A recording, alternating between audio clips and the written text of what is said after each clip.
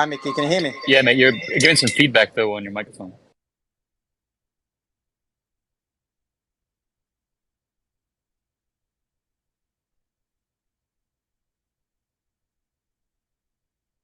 Okay, how about Yep, now? Are we better? much better. Yep. Right. So we just. I mean, I missed the speech. So did you hear Putin's speech? Yeah, I saw the a translated version. Pretty interesting. I think it's a pretty good, clear, simple message, pretty direct, and he's been not really in public very much since whatever we're calling this Wagner rebellion.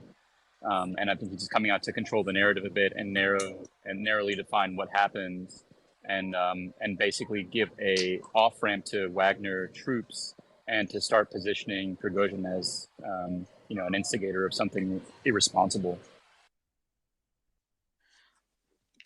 So I mean, from if you do you want to just recap the whole speech, or have you got it on you? Can you play it from the beginning if possible? Let me see if I can grab it and play it. Give me a second.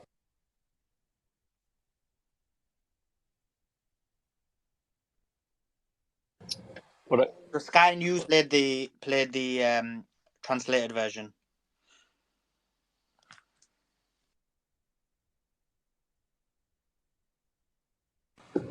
I could probably do is read a transcript if that works.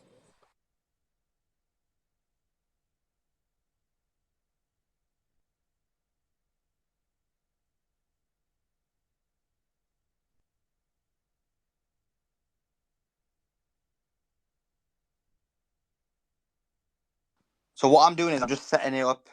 Just give me a few seconds, and we'll hear the speech together. I know it's gone, but a lot of people missed it. So let me do that for a second, and then meantime I'll also invite in the speakers. So just 2 seconds while I get the speech up.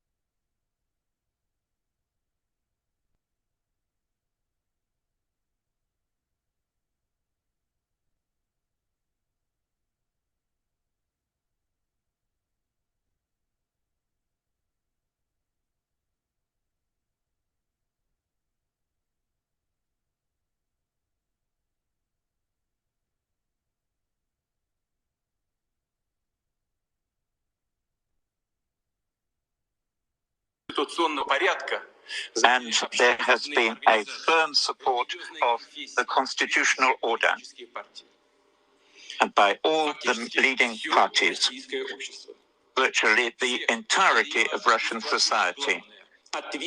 All of them have been united in the face of the responsibility to defend the homeland. All the necessary decisions were taken as promptly as possible in the light of this danger. The defense of the constitutional order and the lives and security of our citizens. The organizers of this rebellion cannot but understand that they will be brought to justice. Everybody understands that.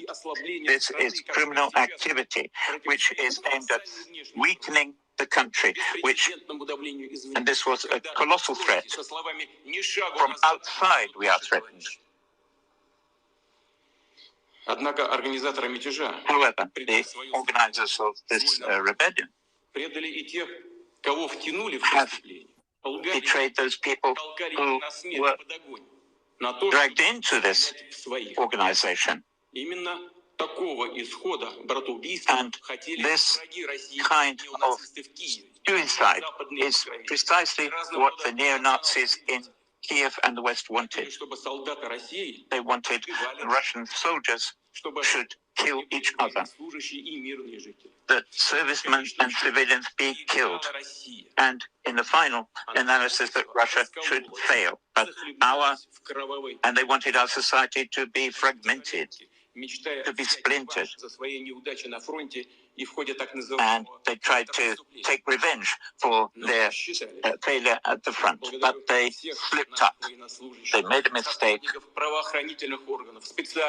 especially with regard to the special services which have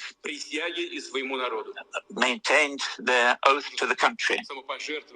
The courage, the self-sacrifice of these organs, these bodies, have saved Russia. At the same time, we know that the overwhelming majority of the Wagner company are also patriots of Russia.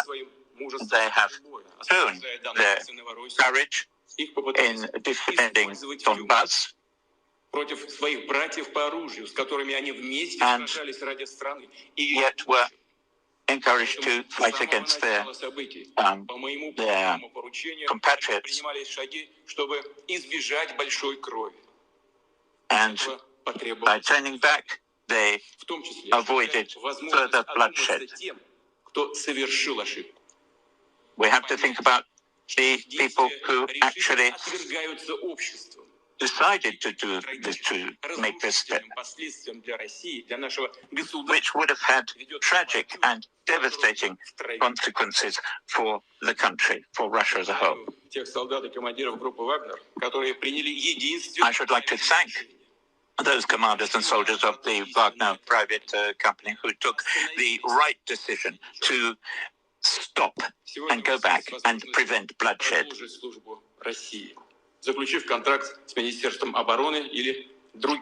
And I urge everybody to make contact with the Ministry of Defense or go back to their homes. This promise will be fulfilled. I repeat, it is the choice of each of you, but it will be a choice of the warriors of Russia who have acknowledged their fault. President Lukashenko should be thanked also for his role in all this in order to achieve a peaceful resolution. It is the patriotic duty of everyone, the patriotic feeling of everyone which has saved us and has saved the country as a whole. Thank you. Well, that was... Right, so Von, I'd love to hear your thoughts on the speech. It sounds like he came out hard against Prigozhin. He basically seemed like he was unequivocal in his stance, but I'd like to hear your thoughts, Von. Honestly, I missed the beginning. I just got here, so I don't have an opinion just yet. No worries. Mickey, what's your thoughts? Yeah, I think you're accurate in your assessment. It's pretty unequivocal, and it's a good speech from a sort of positioning perspective. You know, he's basically one, you can sort of see he's trying to carve out Prigozhin's power base. He's basically saying, okay, we know these Wagner troops love Russia. You know, you guys can join the military or go to Belarus. But he's pretty unequivocal in his condemnation. He basically says that this was a coup and it was a direct threat to the existence of Russia.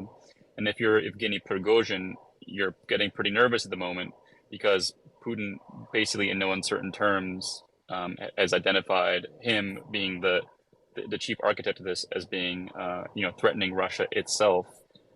So I think Putin's kind of strategically trying to position this as trying to position Prigozhin as the persona non grata while allowing an off-ramp to de-escalate for Wagner forces so that he can, reestablish his power, which has been threatened, I think. I think a speech like this doesn't happen unless Putin felt that he had to make it.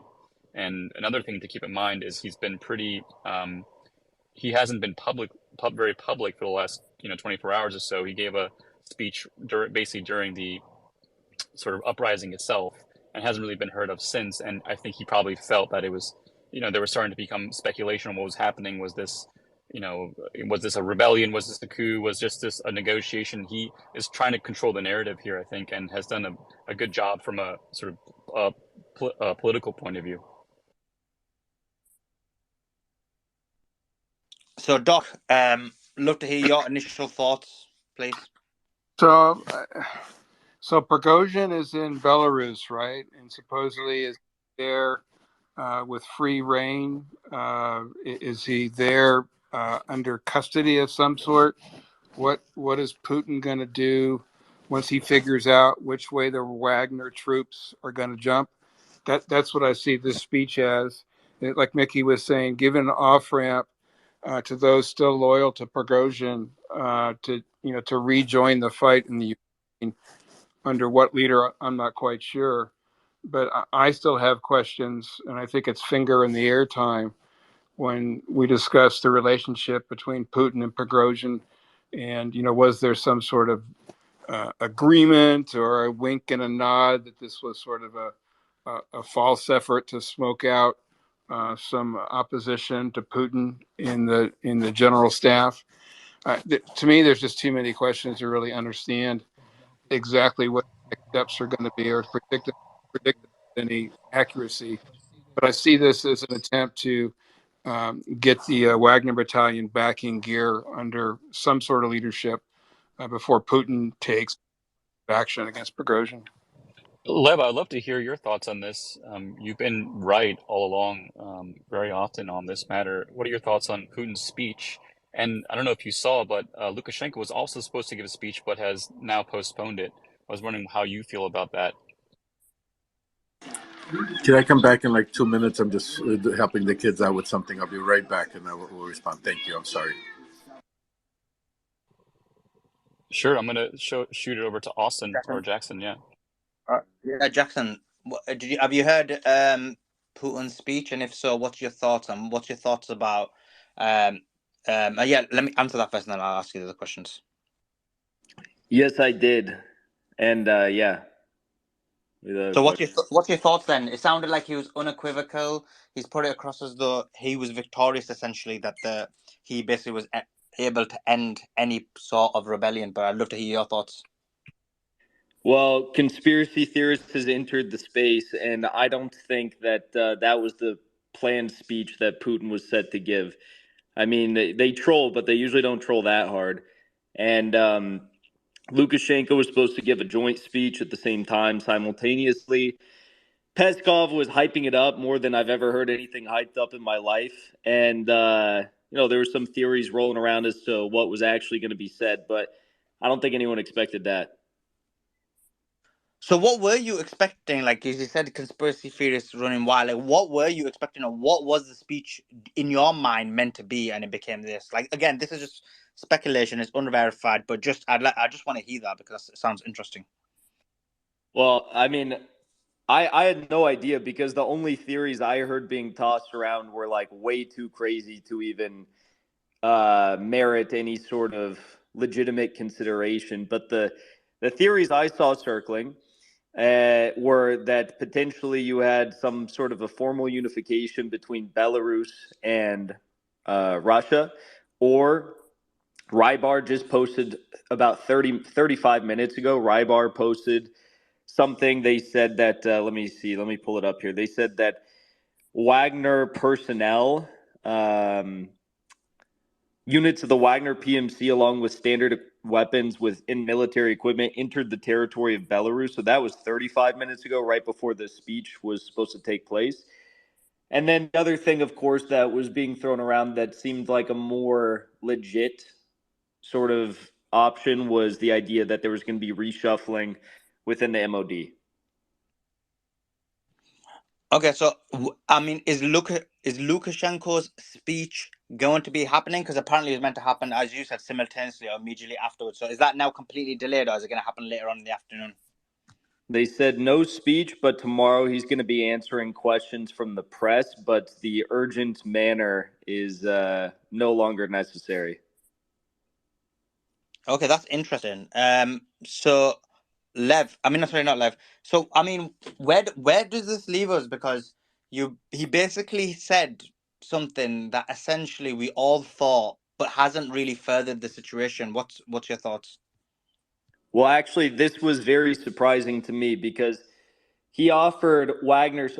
Correct me if I'm wrong. I listened to it, but from what I understand, he offered Wagner soldiers the opportunity to go home, go to Belarus, or to sign contracts with the MOD.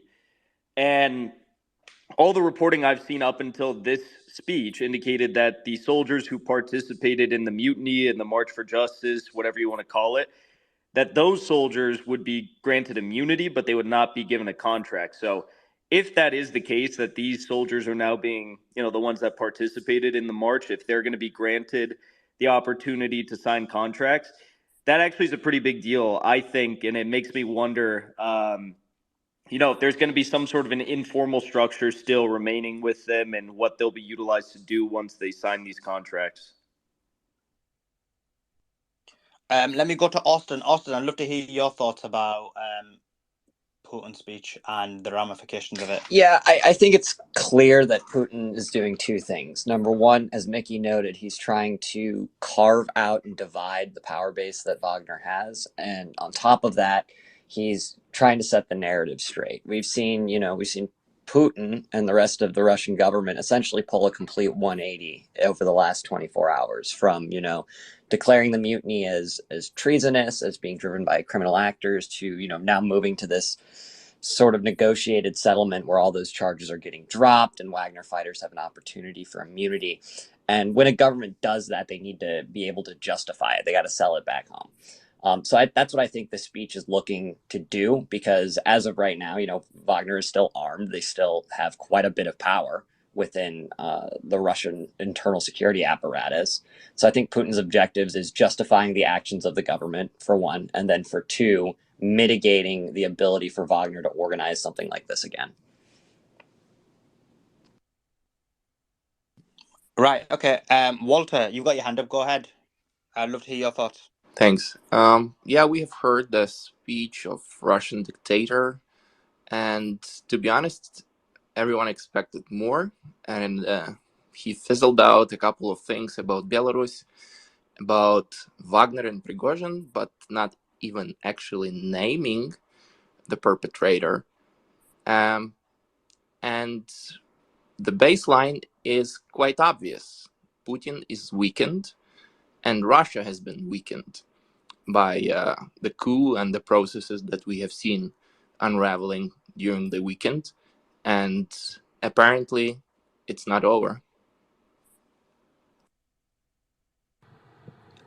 Kim? Hey, thanks, Salman. Thanks for letting me talk. I was just going to say that we need to see the bigger picture here. Putin is not, one who shies away from theatrics.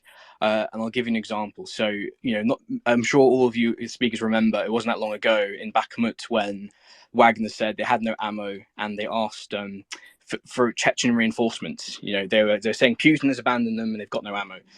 And of course, that was a complete deception. Ukraine and NATO were confident that they'd be able to defeat the Wagner, and they sent their best soldiers and they got demolished, and it turned out to be a trap. Secondly, another thing we need to remember, the presidential elections in Russia are in March 2024, not that far away. Putin needs to show he's a strong man and he can still unify the country, and he's done that. And another thing we need to also acknowledge is the fact that Putin, as the whole world is watching Wagner move their forces, they've now got about 6,000 experienced, trained soldiers who have moved to Belarus, who could, in effect, I wouldn't be surprised next few weeks if they join the Belarusian forces. So all of a sudden, you've got experienced soldiers in Belarus, which is about 200 kilometers away from Kiev, and you've got more soldiers, Russian troops, being redeployed towards Ukraine. So as much as we'd like to say, oh, this is Putin losing his losing control, I think it's not at all. He's well known for theatrics. He's done it before in the past, and he did it in Chechnya. Do not underestimate Putin here. The elections are in March 2024. He needs to come across as the man who can still unify the country and do the impossible. And I think he's doing that. Lev? Yes. Hi, Suleiman. Hi, Mickey. I want to say that starting off, I'm not a big Putin fan. Everybody knows that I'm against Putin. I'm pro Ukraine, but I will agree with Kim. I think Putin is a chess player. I think this is a strategical move. I think he's trying to set up a trap for all the people that deserted and sending them to Belarus, and we're trying to weave out who are the real leaders alongside with Prigozhin. Prigozhin's speech also, if you heard today, he was backtracking and trying to, make peace with Putin in some way by saying that in no way he was going to go after him, and all he was, was just trying to do a friendly march, with all that military equipment and taking over Rostov on the Don. I mean, and so I think there's still a lot to come. I think this is not the end. This is just the beginning. I think we're going to see a lot of different things transpire within the next few weeks to come. And I think Lukashenko canceled his speech because Putin told him to, because Lukashenko is strictly a Putin puppet. He doesn't want to say too much or too little right now. And I think we're going to see a lot happen in the next few weeks. Lev, can I just ask you a follow-up? Walter, who was on the panel earlier, he basically noted that Putin did not name Prigozhin specifically, or Gherkin, or any other people who are conspirators. Why do you think that is? Do you think it's because he thinks there's more than one, that there's actually someone else he thinks is responsible, or do you think he's trying to control the narrative? Like, why do you think he didn't call him out in the speech? I think it's a combination. I think he thinks there's more people involved because, like I said previously, Prigozhin wouldn't have made those steps unless he spoke and felt that he might have support from other people in the Putin administration. But the other reason is knowing the type of person that Putin is and being a strongman, he won't give Prigozhin the satisfaction of even putting him in the same level, basically, by just discussing him. In mentioning his name even. Right, let me go to Von. Von, I'd love to hear your thoughts. Yeah, so the speech, I brushed up on it, strikes me as very similar to Erdogan's address after the 2016 coup attempt. You gotta kind of don't let the opportunity slip, use everything you can when the opportunity presents itself. So he has a more united Russia. Prigozhin and some of Wagner are exiled to Belarus.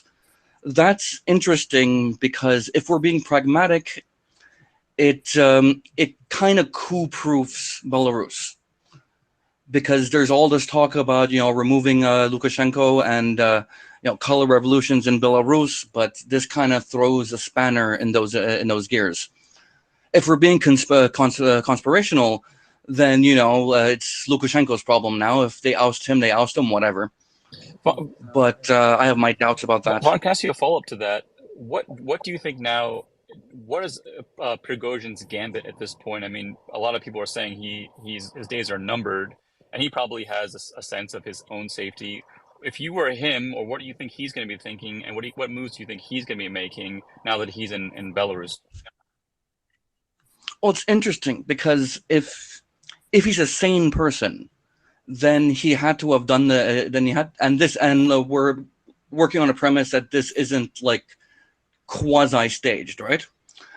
If he's a sane person, then he would not have done this if he didn't have the backing of a sufficient amount of higher-ranking Siloviki, because it is unfathomable that that he would have any hope in his mind that this would end any differently than it has if he didn't have that, because the military is not gonna let some oligarch take command out of nowhere. So either he has co-conspirators amongst the Siloviki, or he realizes that he doesn't, and he's taking the off-ramp that lets him stay alive. Can you just tell us who the Siloviki are, Von? Again, like yesterday, Lev will probably have a better answer for this than I do, but it's I think it literally translates to forcemen or the men in uniform. It's the armed forces and the intelligence apparatus. Well, those would be the Chekist faction, and they're basically the shadow government behind the government, but it's not really formal. That's Like, exactly right. they charge A lot themselves. of people, a lot of those Yeah, names we won't even know. It's the shadow government that basically supports Putin. It's his inner circle. And also, I wouldn't be surprised if the reason why he went to Belarus and what Prigozhin is thinking is that might be his transit out, and we might see him in Africa soon or somewhere else, because staying in Belarus is not a safe place to be. It's the same as staying in Russia. I think it's just a matter of time that certain things start happening. agreed. He might as well be in Putin's basement if he's going to be in Belarus. Walter, go ahead.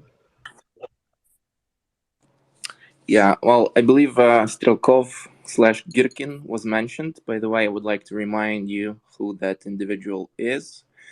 It's a leader of a faction within Russian FSB. I would compare that faction and that individual, Strelkov-Girkin, to, in US, it's called Special Activities Division within the CIA. That's who Strelkov is. He was perpetrating war crimes in former Yugoslavia, in Kosovo. He was active in Transnistria. He was active in Crimea during Russian invasion and occupation of Crimea. And he was the individual that Russian special forces specifically injected into Ukraine in spring of 2014 to start the war. He led the forces, the Russian invasion force, the Russian Special Forces FSB group, into Sloviansk. That's how the war started. That's how Russian invasion started. Having said that, I don't think that you properly addressed what the impact is regarding his recent announcement. Strelkov specifically this morning announced, quote unquote, that if Prigozhin is not executed, it's the end of Russia.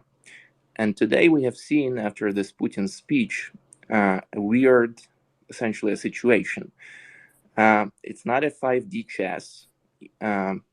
The old man essentially is visibly shaken, and he was visibly shaken during his previous speech. So things were essentially slipping out of control within Russia. Putin is weakened. As I said, Russia is weakened already. The position of a strongman is weakened, no doubt.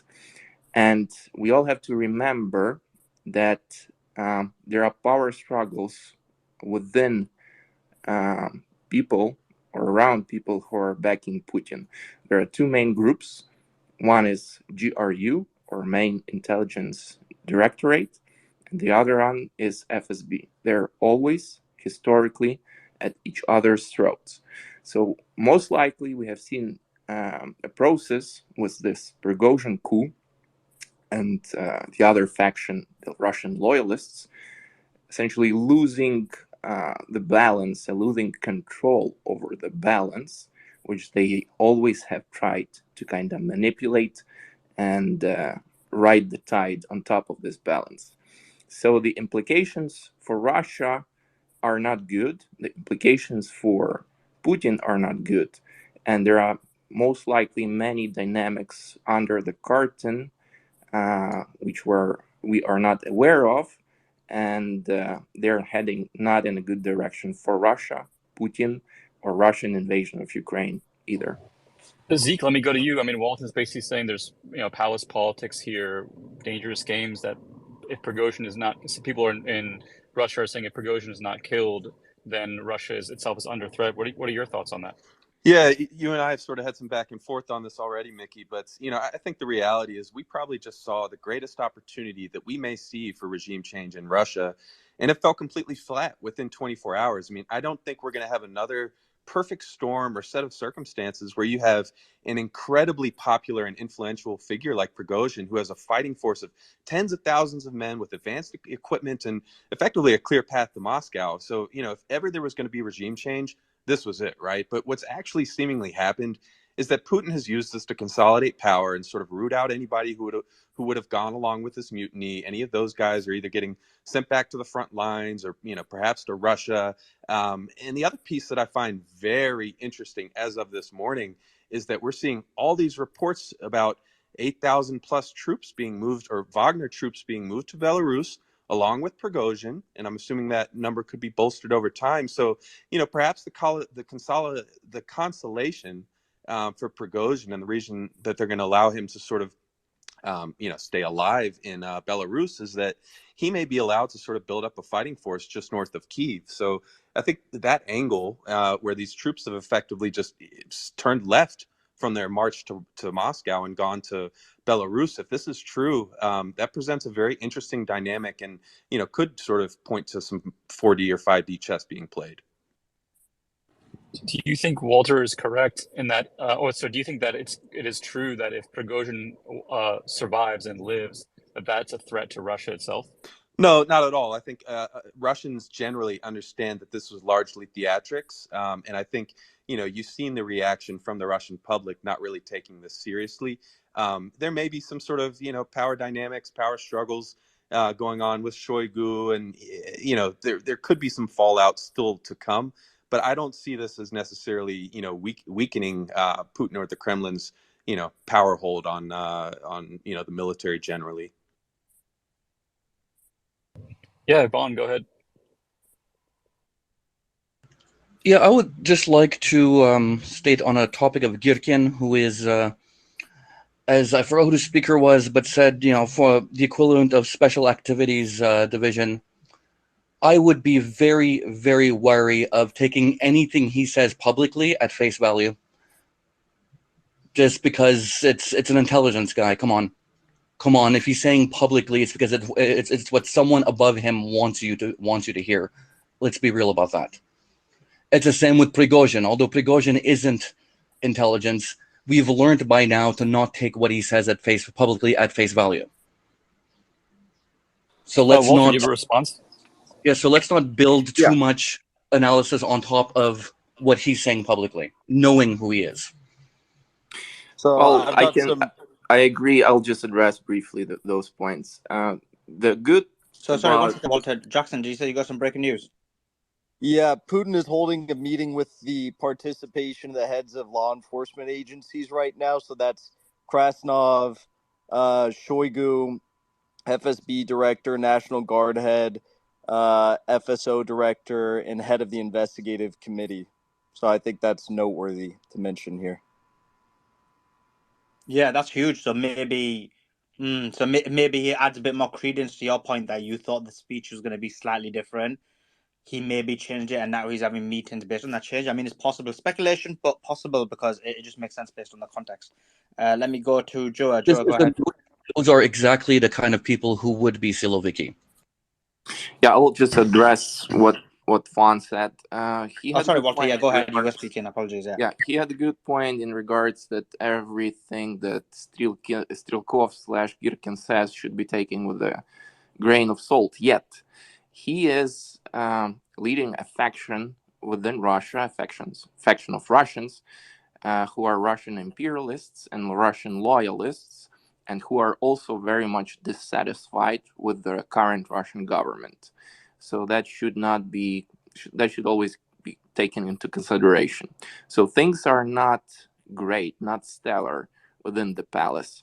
Things are in motion, and we, again, regarding what was said yesterday or day before yesterday, we have seen how Prigozhin, essentially a leader of private military company in Rostov, in city of Rostov-on-Don, when they seized the HQ of Russian military command, he sat next to two generals, spoke with those generals, essentially keeping them hostage, and he denigrated them. He wiped literally his boots upon them, figuratively speaking, and this is a situation where Russia currently is. The top tier military commanders are being slandered and denigrated by this rogue leader, and the rogue leader essentially is not being the issue of the rogue leader himself is not being addressed by the so-called strongman Putin. That's why I'm saying that the positions are weak in every direction within Russia. I'd have to agree with Walter in the sense that no matter how you look at it, with what transpired, it weakens Putin in a way, because right now he doesn't know who his loyalists are, and until he does the purge and figures it out, right now there's a lot of confusion going on inside the Kremlin. And also I want to make it very clear that Prigozhin is not a popular person in Russia.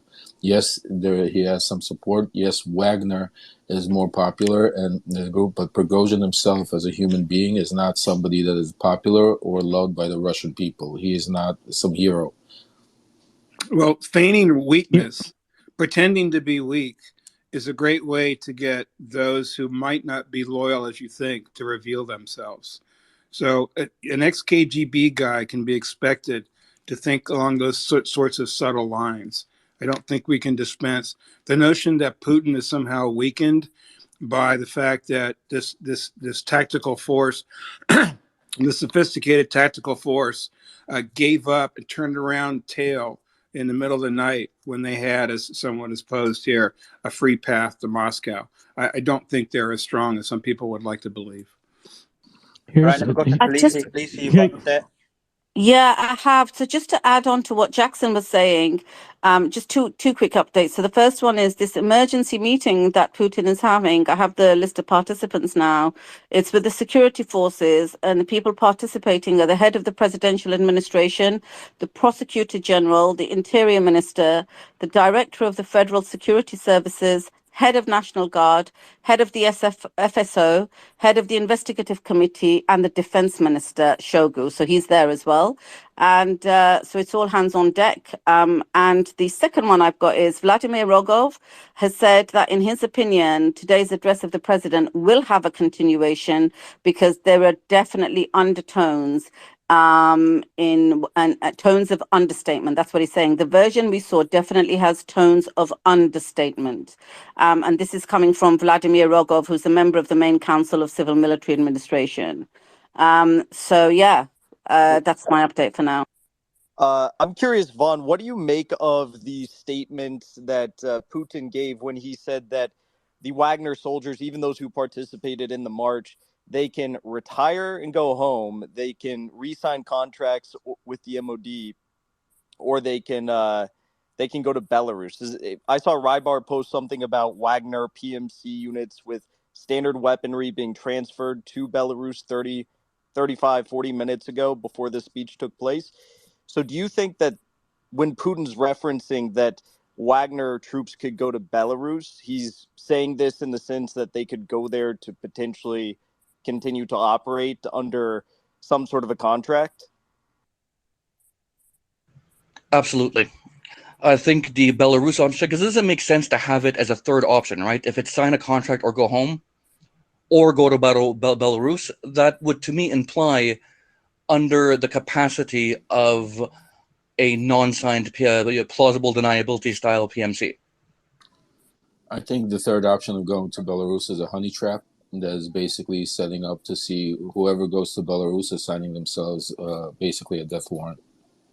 Also that. Could be. No, I think there's a part that no one's talking about. You're not going to station a seasoned fighting force, just north of Kyiv, just to have them there as a honeypot. But it's also, I think people are paying too much emphasis on the proximity to Kyiv, because as I mentioned before, having mercs there as a sort of neo-Varangian guard to keep the vassal in power in Minsk makes a lot of sense strategically. Yeah, Lukashenko's been talking about a potential color revolution for the last 4 to 5 months, so I think that's a good angle there, Vaughn. They don't need a false flag. They don't need 5D chess. They don't need any of that to put people in Belarus. It makes no sense. Yeah, but if they had just moved like the pro-Russian, just like the pro-Russian talking point that if it wasn't for NATO pushing in, on a single point, can I finish? And be can I finish? Because it just like the pro-Russian talking point that if NATO wasn't pushing in, he wouldn't attack. He attacked in 2014. NATO wasn't pushing in, right? So to say that he only attacked because NATO Ukraine's kept government, pushing. but That's not true. He went in because he went in because that's what he wanted. took over because And of in the Maidan coup. 2014, the Economist already wrote he was going there. He was going to Donbass because he needed Donbass to complete what he was trying to do in Crimea. Has nothing to do with NATO. It's an excuse. Just like this, trying to say that it's like some false flag or planned or 5D chess. Think Joe is of it this way. You're 100% right. Yeah, Putin, he doesn't need no excuse. If he wants to none, put troops zero. in Belarus, he would have just put But troops in strategically, if Belarus. you sent Zero. Prigozhin to Okay, Belarus, guys, that's Wait one sec. Let Von go first, and then I'll let go to Z. But I wasn't that done. is I didn't get to speak, and I get I interrupted thought the whole I time because thought you there's a finished. point. Sorry, There's George. a I thought you point. finished. Yeah, finish your point, and Yeah, then I'll go to there's a Von. point that no one's bringing up. If you look at just human nature, right? You look at the alpha gorilla, let's say, when the leader in strongman leaderships, when the leader shows weakness, people attack. Everyone's acting like Prigozhin's the one that's going to pay, and he might. But right now, I think Putin's the target, not Prigozhin. Right So now, we that have strongman looks super weak. There's people who are going to make a move right now. That's what I foresee. the Kremlin press pool just came out and said the second part of the appeal will soon be at a meeting with the security forces. Don't go far from your blue screen. So we might be getting some more info soon. Yeah, I just read Jackson from War Monitor. He said that there's going to be a second speech coming.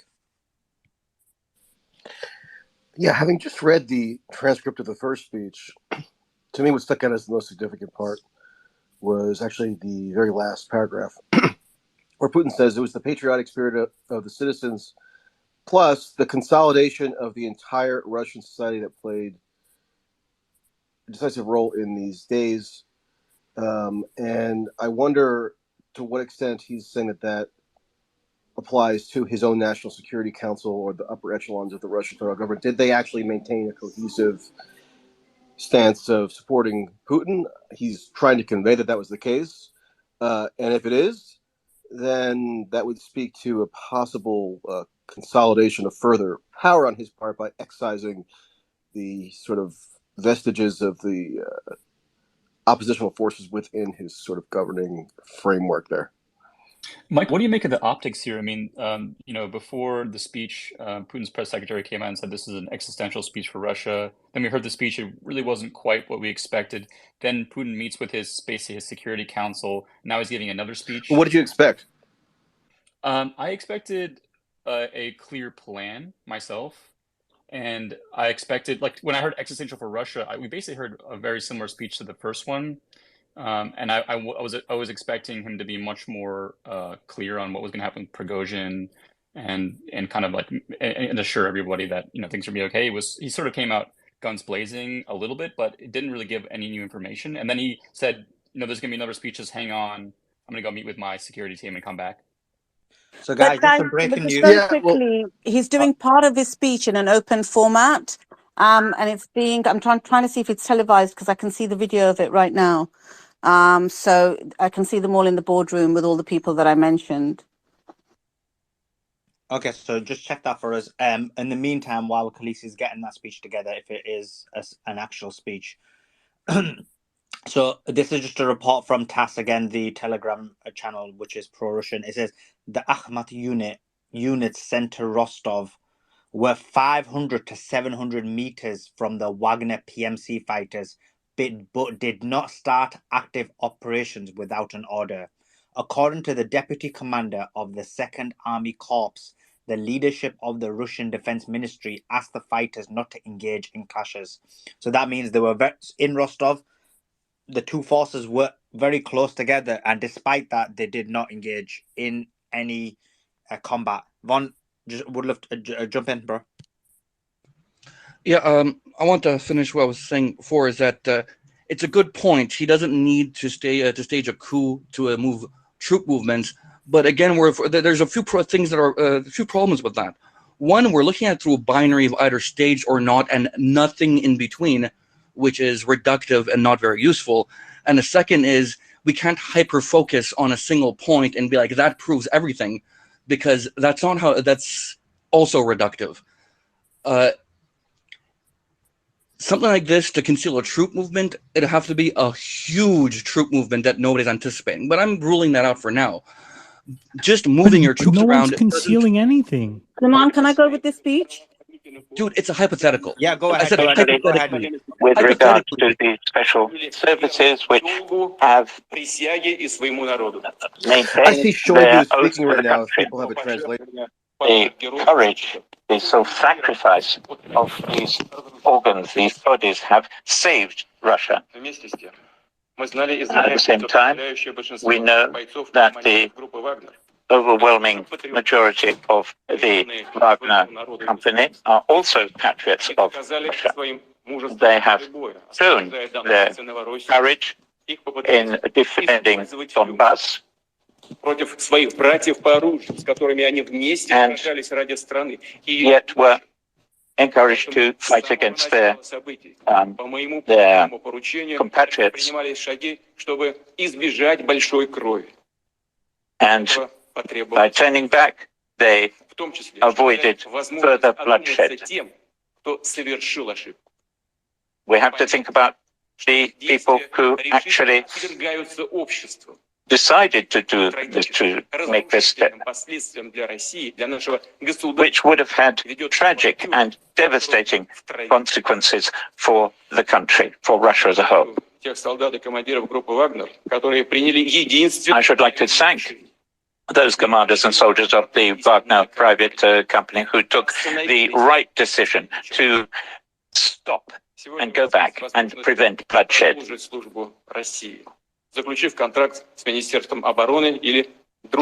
And I urge everybody to make contact with the Ministry of Defense or go back to their homes.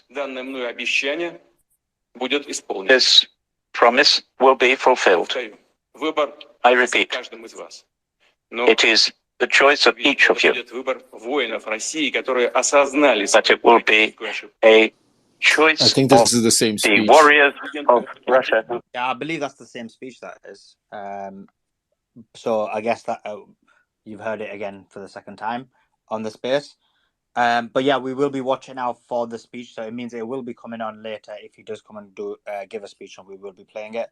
So let me just unmute. So Lev, I mean, what's your thoughts? Sorry, Michael, you were speaking. Sorry. So Michael, before I interrupted you because of the speech. Yeah, I was just gonna say I'm not sure I fully understand Mickey's point of wondering why the speech was not as momentous as maybe some had expected because he didn't give a fully detailed plan as to how to proceed. I don't know. I read the text of the speech. This is the first one. I see there's one going on right now as we speak with Shoigu and now some other military officials speaking. But in terms of the first one from Putin earlier today, he was announcing essentially that a rebellion had been successfully quelled. I mean, that seemed to would seem to warrant a speech just on its own if that were the true state of affairs, and he was announcing it to the public. So, I mean, now you can build up certain expectations and then decide that they weren't met, and that somehow bears on the speech in some way. But it's more a meta argument than an argument about what was actually stated substantively in the speech, which would seem to warrant some kind of public proclamation. Well, Pesco basically came out and said it was like a speech on the sort of existential future of Russia, and he didn't really give a speech that seemed to be in that same category. I wonder what you made of that. If you thought that there was, that he tempered things down, or like why have this speech and then go for a break? Maybe Jackson, you made some points. Why don't you go ahead and what do you think about that? Can I also just add one thing? He announced that the national security establishment had been consolidated around him. So he said all the powers of government, legislative, executive, etc., had consolidated in support of him, Putin.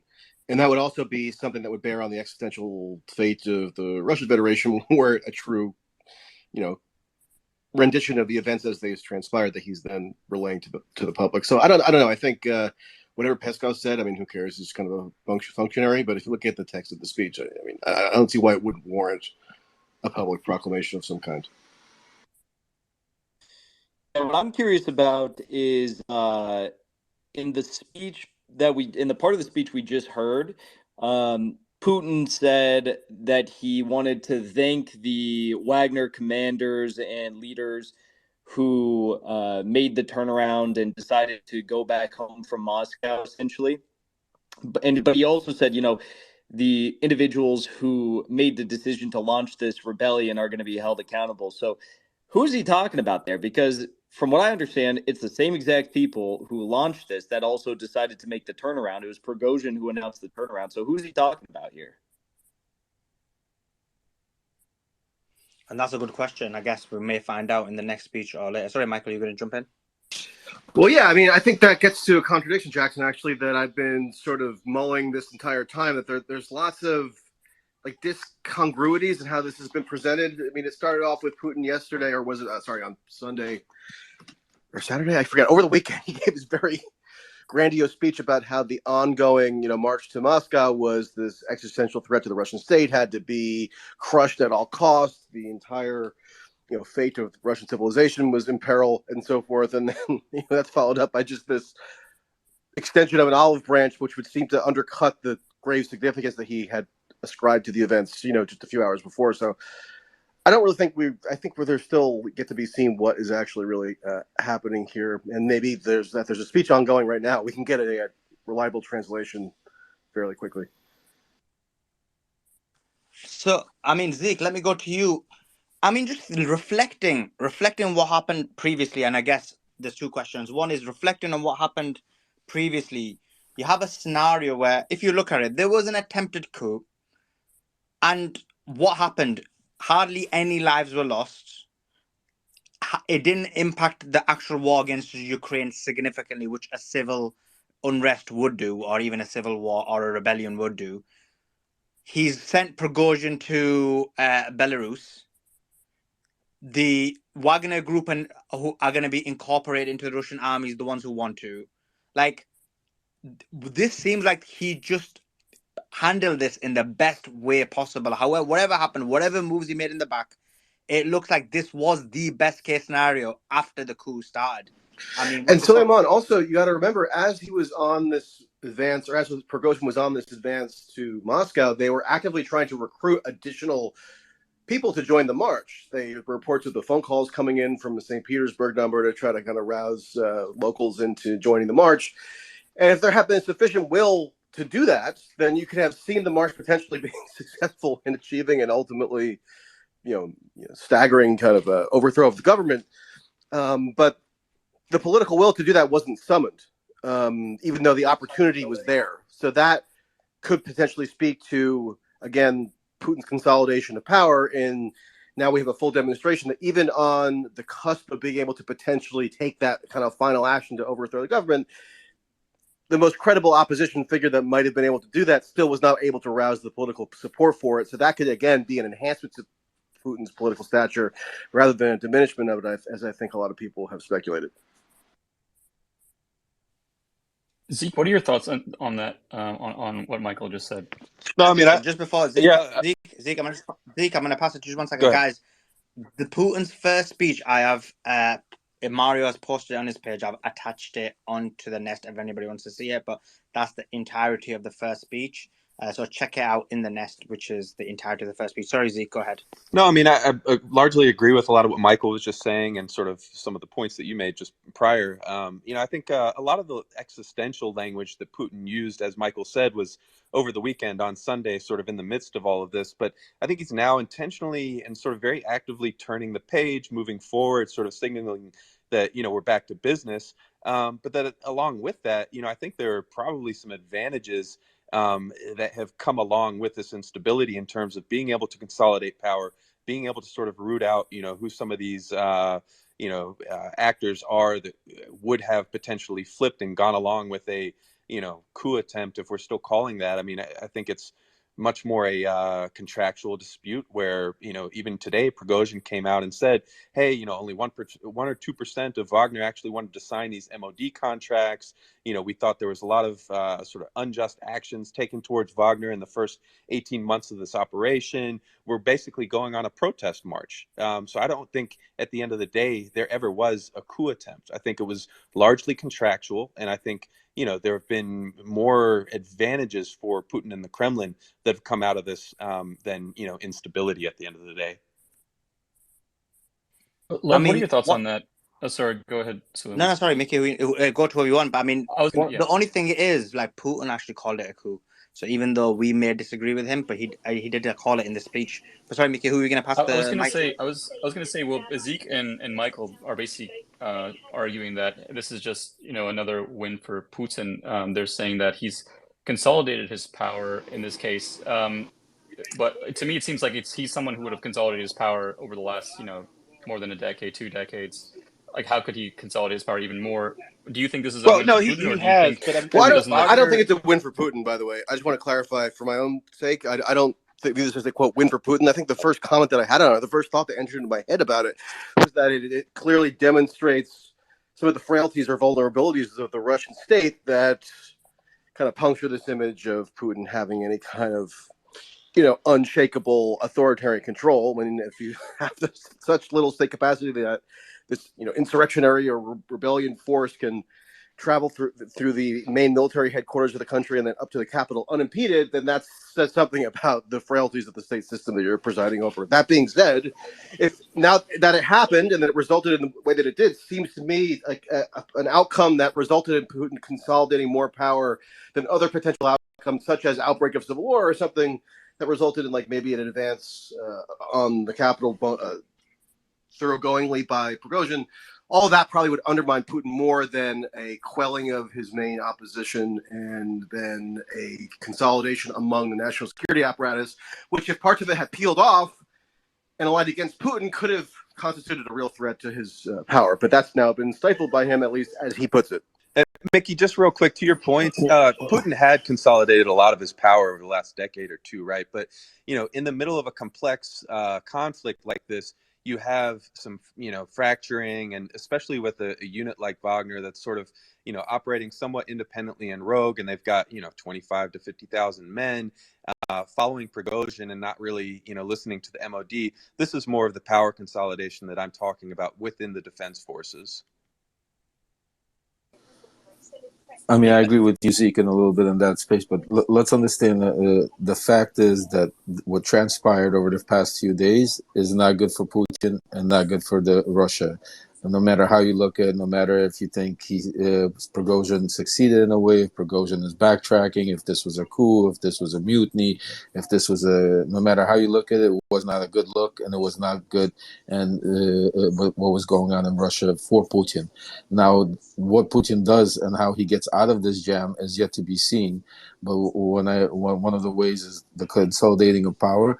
I agree, it's not a consolidating of power, in the fact that whereas he's trying to figure out who the traitors are and trying to get rid of them and to save his own, because what he realized with what transpired is that Prigozhin did have support. He didn't have support from the people, but he did have support from certain people, or at least promised support in certain ways, where it makes Putin very nervous. So no matter how you look at it, it wasn't a good thing for Putin. He would never have wanted it to happen. It did shake him up, and it's yet to see how he now comes out of it. And these rapid fire meetings right now and speeches shows nervousness. It's 11 o'clock at night I think they're to in be Moscow. expected, Joa. The Russian bloggers are attacking Putin right now. The pro Russian bloggers, they're attacking Putin Yeah, for his statements. but Like they're this also shows. messaging the West, though, Joa. They're also messaging us. The speech is time to address Europe and the United States too, in some part. Don't you think? I don't think so because of what's being said. It seems very directed domestically. Right now, he looks weak. He needs to show that he's strong. He needs to show that he's still a strong man and still in control. I don't think it's for us at all, to be honest. Well, the war bloggers have been attacking him forever, so that would be nothing new. No, the pro-Russian bloggers, not they don't normally. Well, no, I mean the go after pro-Russian Putin. bloggers who've always wanted a more heavy-handed response in Ukraine have been attacking Putin for ages, so that wouldn't be nothing new if they're attacking him again Not now. just the bloggers. I mean, RT's been attacking him. I'm going to throw it to Kim. So what are your thoughts, Kim? I mean, Joe is basically saying, look, Putin could have given this speech like 6 hours ago. Why is he giving it at midnight? And then sort of stop-start. Does that look bad? He's being attacked by his own, by people within Russia and has been for a while. Lev is saying that this makes Putin look weak. What are your thoughts, Kim? Thanks, Mickey. I was going to say quite the contrary, actually. Him holding a speech at 11 of the night shows how serious he is about making sure he puts Russia first. An example I can give of that is a UK comparison. I mean, David Cameron held a COBRA meeting, which was basically an emergency meeting, on a Saturday. Unheard of. Our MPs don't like working weekends. They're hardly working at all. So anyway, so like I was saying, another point I wanted to mention was the fact that everyone seems to be ignoring the fact that Wagner was able to move around 6,000 experienced soldiers safely back into Russia with the applause of NATO. And Ukraine could have airstriked. Any armchair general here would know an army is most vulnerable when it's moving. But as NATO clapped and the mainstream media cheered on Wagner to start a civil war, they moved these soldiers safely into Russia. And it doesn't matter where they were redeployed. The fact they were moved successfully and safely. And like Lev did mention, I do agree with Lev on this point, where any individuals who may have promised support behind the scenes or been suspected of receiving payments from EU or CIA individuals, let's say, they are now going to weed it out over the next few weeks. I would not be surprised if there's public arrests of officials across Russia who may who have allegedly conspired with NATO to undermine Putin. And all this is going to do is further cement Russian people's support of Putin. Because like I said again, look, the elections are not far away, March 2024, and Putin wants to be re-elected, and he wants to make sure he completes his ambitions in Ukraine. Do you think, Kim, just to follow up on your comment, you think that there's a chance Putin won't get re-elected, or he's feeling like he wouldn't get re-elected? I think he's confident he's going to be re-elected, but in any way, he'd want to make sure that he has individuals who don't cause. He doesn't want anything like Euromaidan, because it wasn't that long ago where there were these like pro-democracy people in Russia before the Ukraine war protesting, right? And the opposition guy who was put in prison for sedition.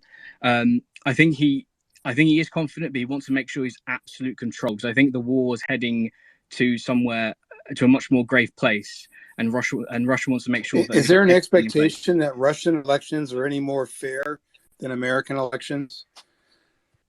Well, I think the Americans even said the Russian elections are fair a long time ago when they did their polling.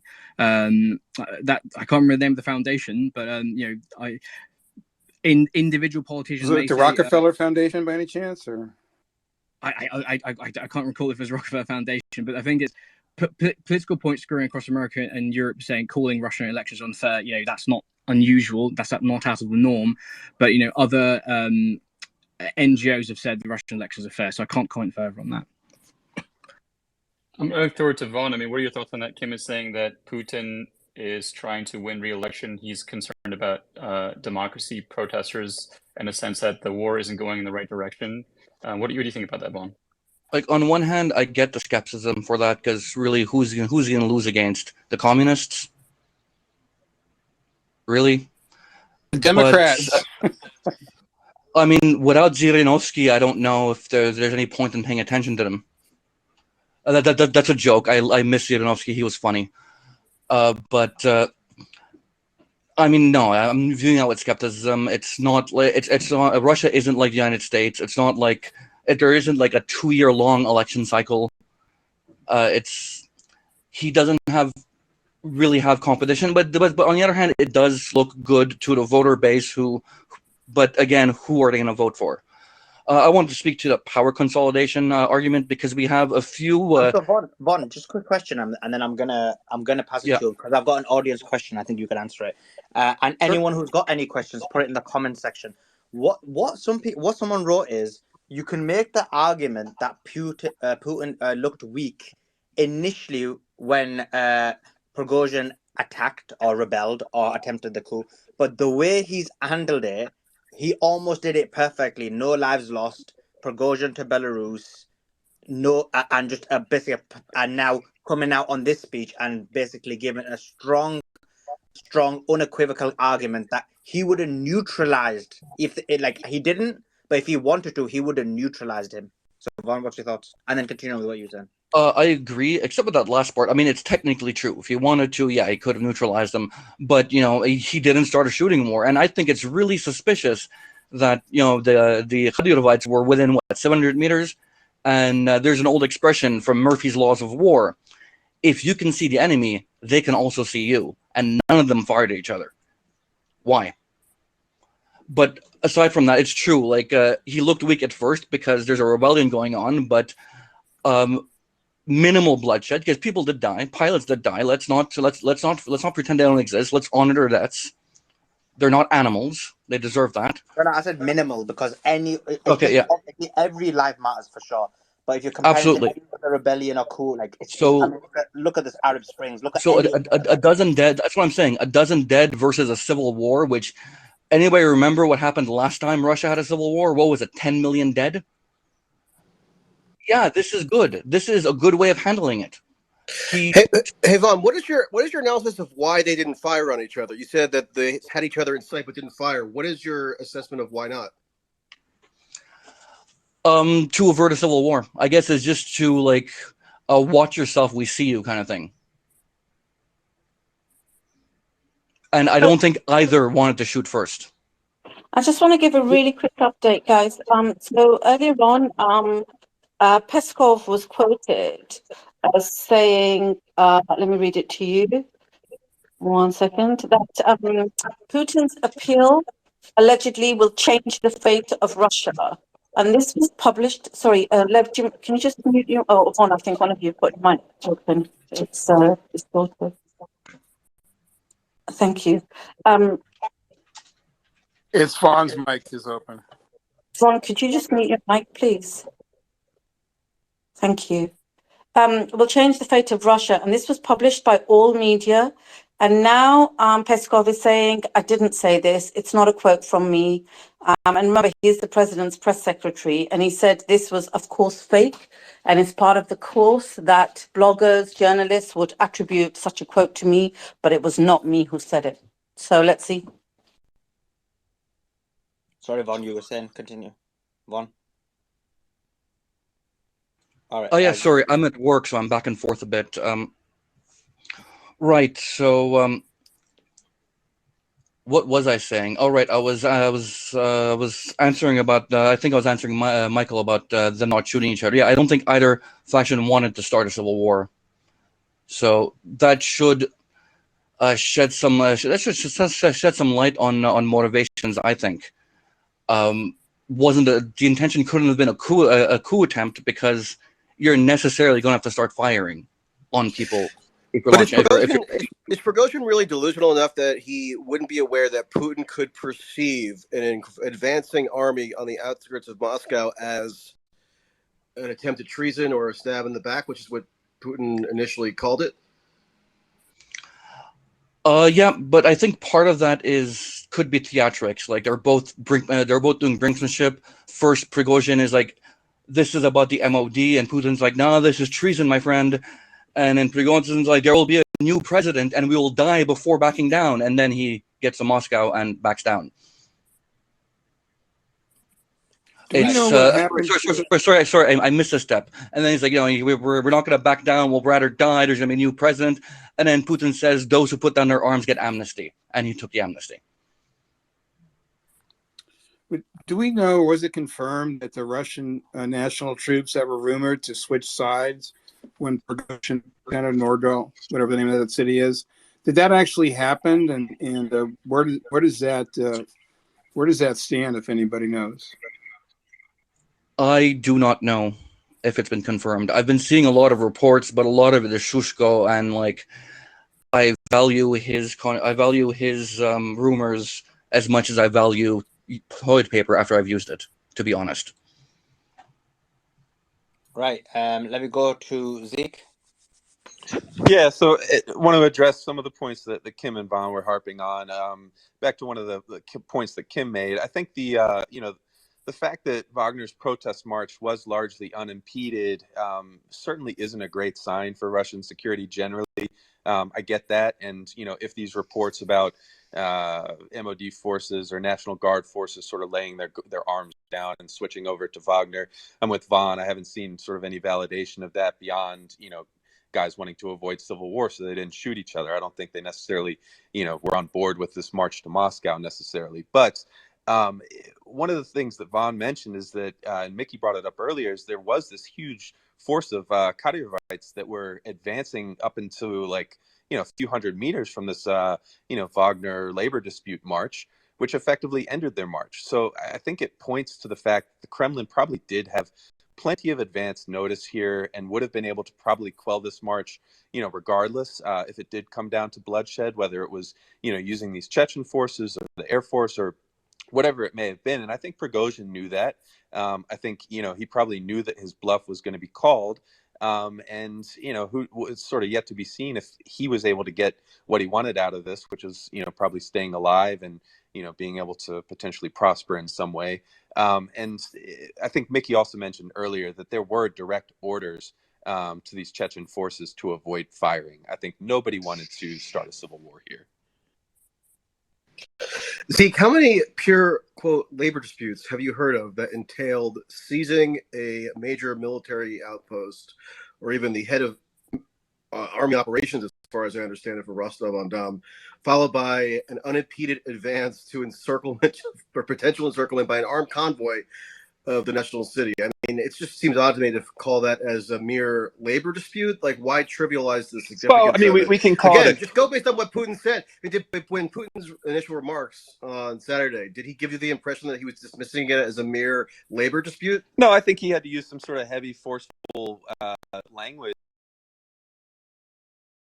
Escalated, but we can use whatever language you want. We can call it a contract dispute, we can call it a labor dispute, but if you listen to Prigozhin today, well, he called it an armed mutiny. If you listen to Prigozhin You today, could call it Prigozhin mutiny. effectively said that this was over a contract. He said a lot of these Yeah, but you can't believe what Prigozhin says, Zeke. Well, come on. But Since when does Prigozhin we take everything he says? But with this July 1st deadline,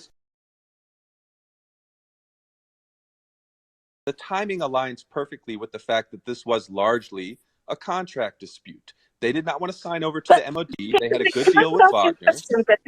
Sorry, Kalisha. Yeah, can I just ask you a question? Because he said that after the event, didn't he? So the timing may seem right, but he didn't declare that at the outset, did he? He didn't say at the outset, we are doing this because it's a contractual dispute and it's a march for freedom or whatever, march of respect or whatever the title was, and it's all peaceful. He didn't actually give that narrative at the outset, right? No, it points more to the labor. labor. And also at the outset, Putin declared that it was a national betrayal and a stab in the back to heighten the significance of it in the public mind, to show why it had to be squashed. And he wasn't minimizing it as a labor dispute.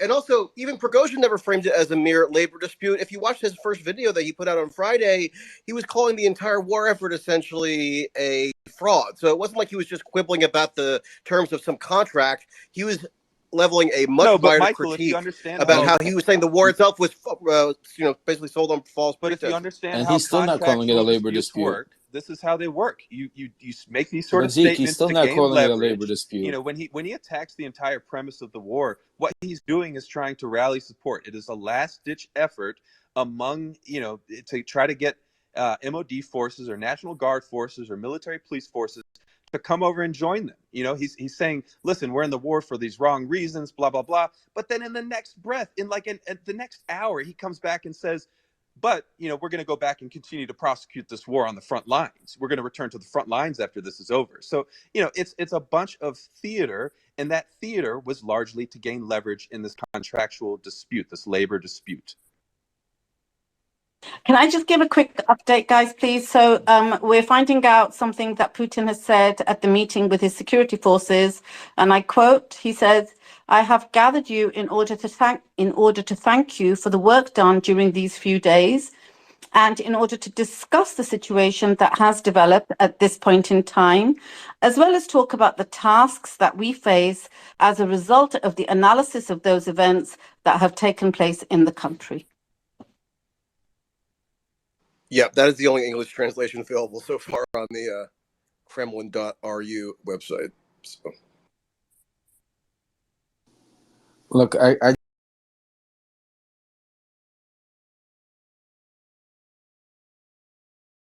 through conversation, discussion. This through mediation, not through armed confrontation. Right. This was a band of troops going into Russia, and if Prigozhin would have started receiving the support that he thought he had, or if the people would have started supporting him on the way there, this would have gotten out of hand and a lot worse. So Wasn't the there a only reason union we dispute in the United States where National Guardsmen killed 30 people? But how does it apply, sir, to Russia? I don't see Because the they're link. asking me the For it to kill people. significance of this, armed mutiny, this coup where, like what, 5 people died. We had a scenario in the United yeah, States where but the 30 people were union shot by dispute National was Guardsmen people, over a right? labor But that's dispute, the over a difference, contract. Zeke. But Zeke, Zeke, the difference when was the people were attacking. They weren't attacking with arms. They were protesting and attacking, and the armed guards were saving the situation. It wasn't that you had armed citizens attacking the armed guards. And Zeke, I'll when also Putin say called that it I an think armed it's mutiny, was he not telling the truth? When Putin called it an armed mutiny, was he just No, I mean misleading he's or warning telling people. a He's falsehood? warning people that if you go along with this labor dispute march, that there's going to be serious consequences. He had to use very heavy language at that point in time, which is why I think he's sort of, now that the situation is dissipated, he's sort of business as usual, sort of ready to move on, using a lot less existential language. there have been very violent, deadly labor disputes in the U.S., but West Virginia coal miner strike, for example, but they don't call for the head of the Pentagon or the War Department at that time to be removed from office or something. This is completely No, but different. I And mean, I'll there's Yeah, been so I much mean, Jackson, have turnover you in ever the heard of a labor Ukrainian dispute in the United ministry of States defense. that I mean, what's resulted in the? Have you ever heard of a labor dispute in the United States that resulted in the seizure of control over the Pentagon? Because I must have missed that. I'm not. I agree with you, Michael. I'm not calling it a labor dispute. I know. I I was just agreeing with you. I was agreeing with you as well. So when So Ukraine exactly, has had all exactly. sorts of turnover within their Ministry of Defense, I mean, is that a big deal? I mean, Russia's been pretty so steady in terms of their Zeke, personnel. Zeke, Zeke, just a question, right? So your argument was that he had to use more heavy language early on, and now it's different. But if you look at even this speech that he's gave, Putin consistently calls it a coup. So he said we would have destroyed the armed coup in any case. The organizers of the coup betrayed the homeland and the people. We took all measures to neutralize the danger. So I mean, what he's talking about again. Look, Wagner operatives signed a contract, and the Ministry of Defense, or sorry. So actually, let me just read it from Mario's post. So we took all measures to neutralize the danger. We would have destroyed the armed coup in any case. The organizers of the coup betrayed the homeland and the people. Wagner fighters were also patriots and liberated land that belonged to the homeland, and one of them tried to use them in a dark operation. Wagner operatives can sign contracts with the Ministry of Defense or go to Belarus. There were extortions and attempts to arrange internal unrest, but they were doomed for failure. Putin thanked those Wagner soldiers who stopped at the last line and did not resort to bloodshed. Putin assured that the promise he made to Wagner mercenaries will be fulfilled, and Putin thanked Lukashenko for his contribution to settling the rebellion. He calls it a rebellion now. The speech is as expected. That's just his explanation. So, I mean, that language that he's using, Zeke, even now, even a few hours ago, isn't one that basically gives the indication of a labor dispute. No, within that And language, also, there was a lot Sulima, of labor dispute language within there. They're talking about, now they're going to be able to sign contracts. I mean, the whole excerpt that you just read sounded a lot like a contractual dispute. I mean, I'm dumbfounded. I mean, I think we should move away from the labor dispute Yeah. situation, and I think we should concentrate on the speech that you said. And if you dissect the speech and take a look at the words, what he's saying there, I think you could read into exactly what Putin is saying by first of all saying he's not blaming the Wagner soldiers. He's blaming the one individual, which we know who that person is, that basically misled them into this situation. And he's also thanking Lukashenko, and I think he's thanking Lukashenko for helping basically put them on the side so he could deal with the traitors later. So I think this is just read the fine print in between what he's saying. Yeah, he's thanking Does Lukashenko for anyone mediating a contract dispute. does anyone here think that this was the speech that would change the future of Russia, as they initially stated?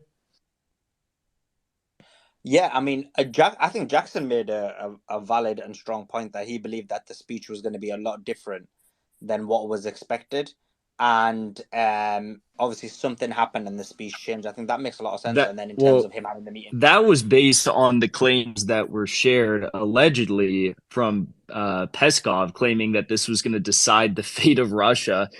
And this was initially shared by Slavyangrad Telegram, which is a pro-Russian telegram. They claim to have gotten this from Russia channel 24 Novosti. And now Peskov is coming out and saying that, that was all fake. So that was my, and I think many people's understanding of why we anticipated more from this speech than we got. Did people actually listen to the speech or read a transcript of it? Because listen to this quote. The highest consolidation of society, executive and legislative power at all levels, was shown. A firm, unambiguous position in support of the constitutional order was taken by public organizations, religious dominations, leading political parties, in fact, the entire Russian society. He's saying that he would consolidated power over the whole of Russian society, most importantly being executive and legislative power, which, if there had been defections or if factions had peeled off and opposed him, that could have seriously jeopardized his ability to retain power. So when you say that the speech was being advertised as a significant commentary on the future of Russian people or the Russian civilization or whatever, I don't know. I mean, for the leader to announce that he has consolidated all power, assuming that's true, we don't know if it's true or not, but that's what he's declaring. It seems like a very significant declaration. So I'm not sure what else people were expecting. I see what you're saying. I think the other factor here was that Lukashenko was supposed to give a simultaneous speech, and that brought in a lot of rumors of, maybe Belarus unification with Russia or something more so along the lines of what Wagner or Russian troops would be doing in Belarus.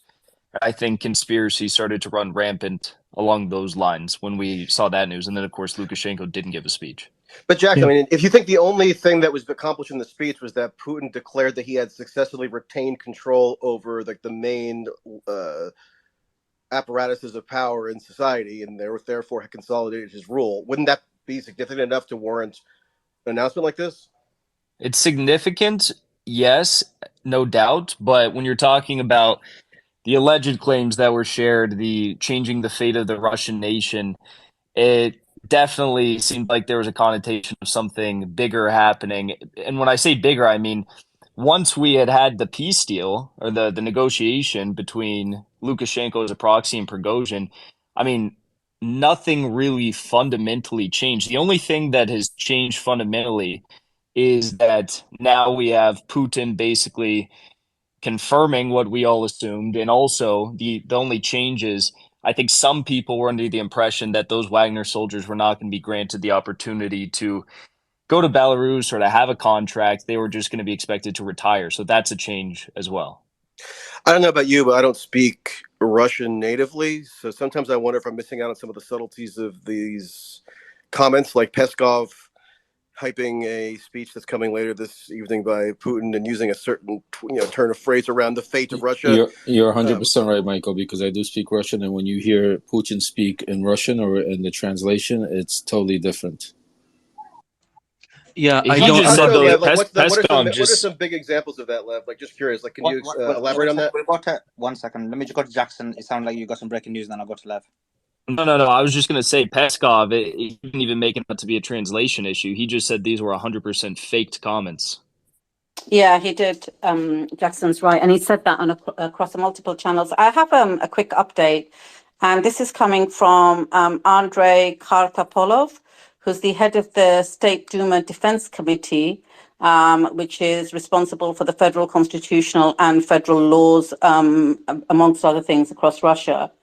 And the statement is PMC Wagner may change, mainly its structure, security, and subordination may change.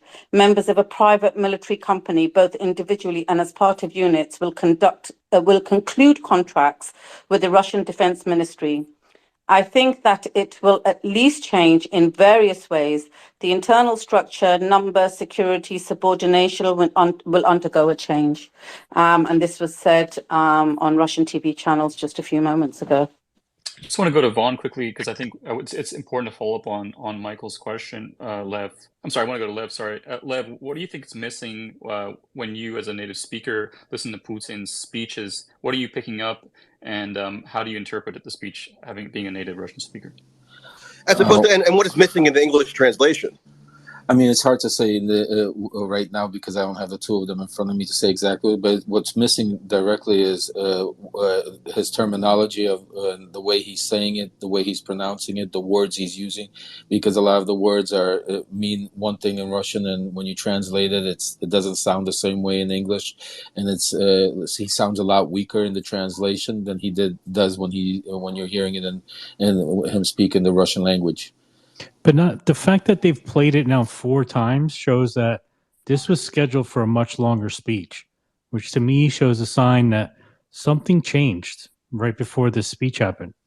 Because why would you be booking that long of a time where you just keep repeating the same speech over and over if it wasn't already booked out?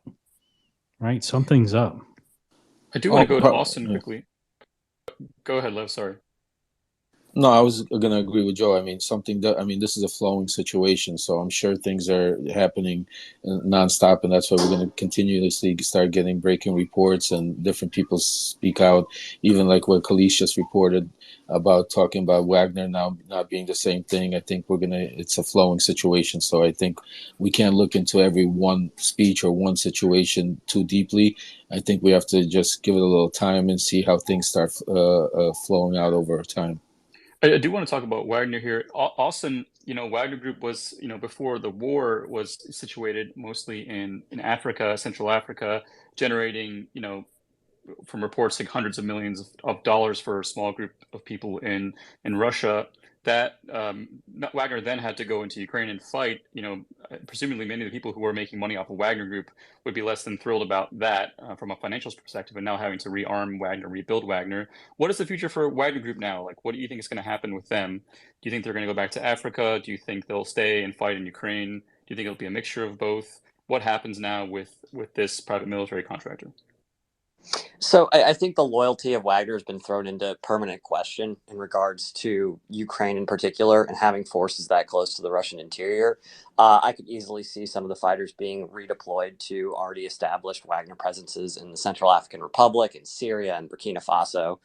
Areas like that, because it's a bit of a double-edged sword for the Russians, because on the one end they do have all of these battle-hardened troops, and putting them in a location like Burkina Faso where the ability for them to organize any sort of internal dissent against the Russian government is near non-existent. Yeah, they can screw with the contracts over there if they really wanted to, but that's far less of a threat than marching on the capital, right? So I think in regards to what actually happens to Wagner's operating structure, that remains to be seen. I think we'll either see some major shakeups in the next week or so, or maybe even longer than that. But I mean, obviously, things aren't going to remain the way that they currently are. But I think what's also to note, and I think when we talk a lot about, how we're defining this insurrection or mutiny or whatever you want to call it, as well as sort of the reactions to it, I think we're kind of missing the forest for the trees here. And I think looking at who Putin is meeting with after his speech is really important, because on the one end, yes, I think we've all, credibly established that leadership in Wagner is going to be under a microscope for the next, year even. But also, I think the leadership of many of Russia's internal security services are going to have that same microscope applied, right? We all witnessed as the convoy was going down to Moscow, the best that Rosguardia and local police units could really muster were a couple of checkpoints and some dump trucks. I mean, we even had, video of an excavator tearing up parts of the M4 highway, just trying to slow down this convoy. So the fact that, none of those institutions were really prepared for anything of a magnitude of this, I would not, I do not envy any of the heads of those organizations currently talking to Putin right now. It's all that I'll say. How big of a loss is Wagner Group to the Russian military? Like, how important are they to that fight in Ukraine? And if they are dismantled, disassembled, if they are sent to parts of Africa or Syria, how meaningful of a loss is that to the war effort for Russia?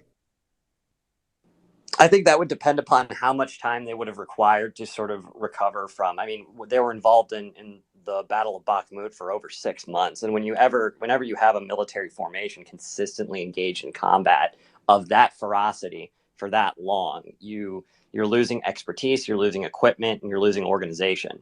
And so I think it really does depend how much time they would have needed already to sort of bring themselves back up to a stature to do that again. So in regards to the immediate, obviously not having them directly involved in the conflict will be a negative for the Russians. That being said, I don't have accurate numbers on how, capable they were when this issue began. Thanks for that. Yeah, Kim, go ahead. You have your hand up. What are your thoughts? I just wanted to say, I think it was either this morning or yesterday evening UK time where the Russian security services said they were investigating if there was Western interference in Wagner's motivation. Please do correct me if I'm wrong on this. I'm pretty sure I saw it, but it wasn't part of Putin's speech. But one of the security services did say they were looking into that angle.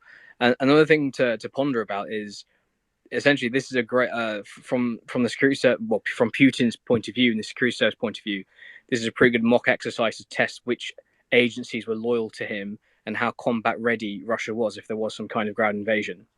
I mean, and the thing is, yes, as people have said, lives have been lost. But in 1999, during the apartment bombings in Russia, most non-Russian sources are pretty confident it was Putin who did those bombings in the first place to consolidate his power. I just thought that'd be an interesting point.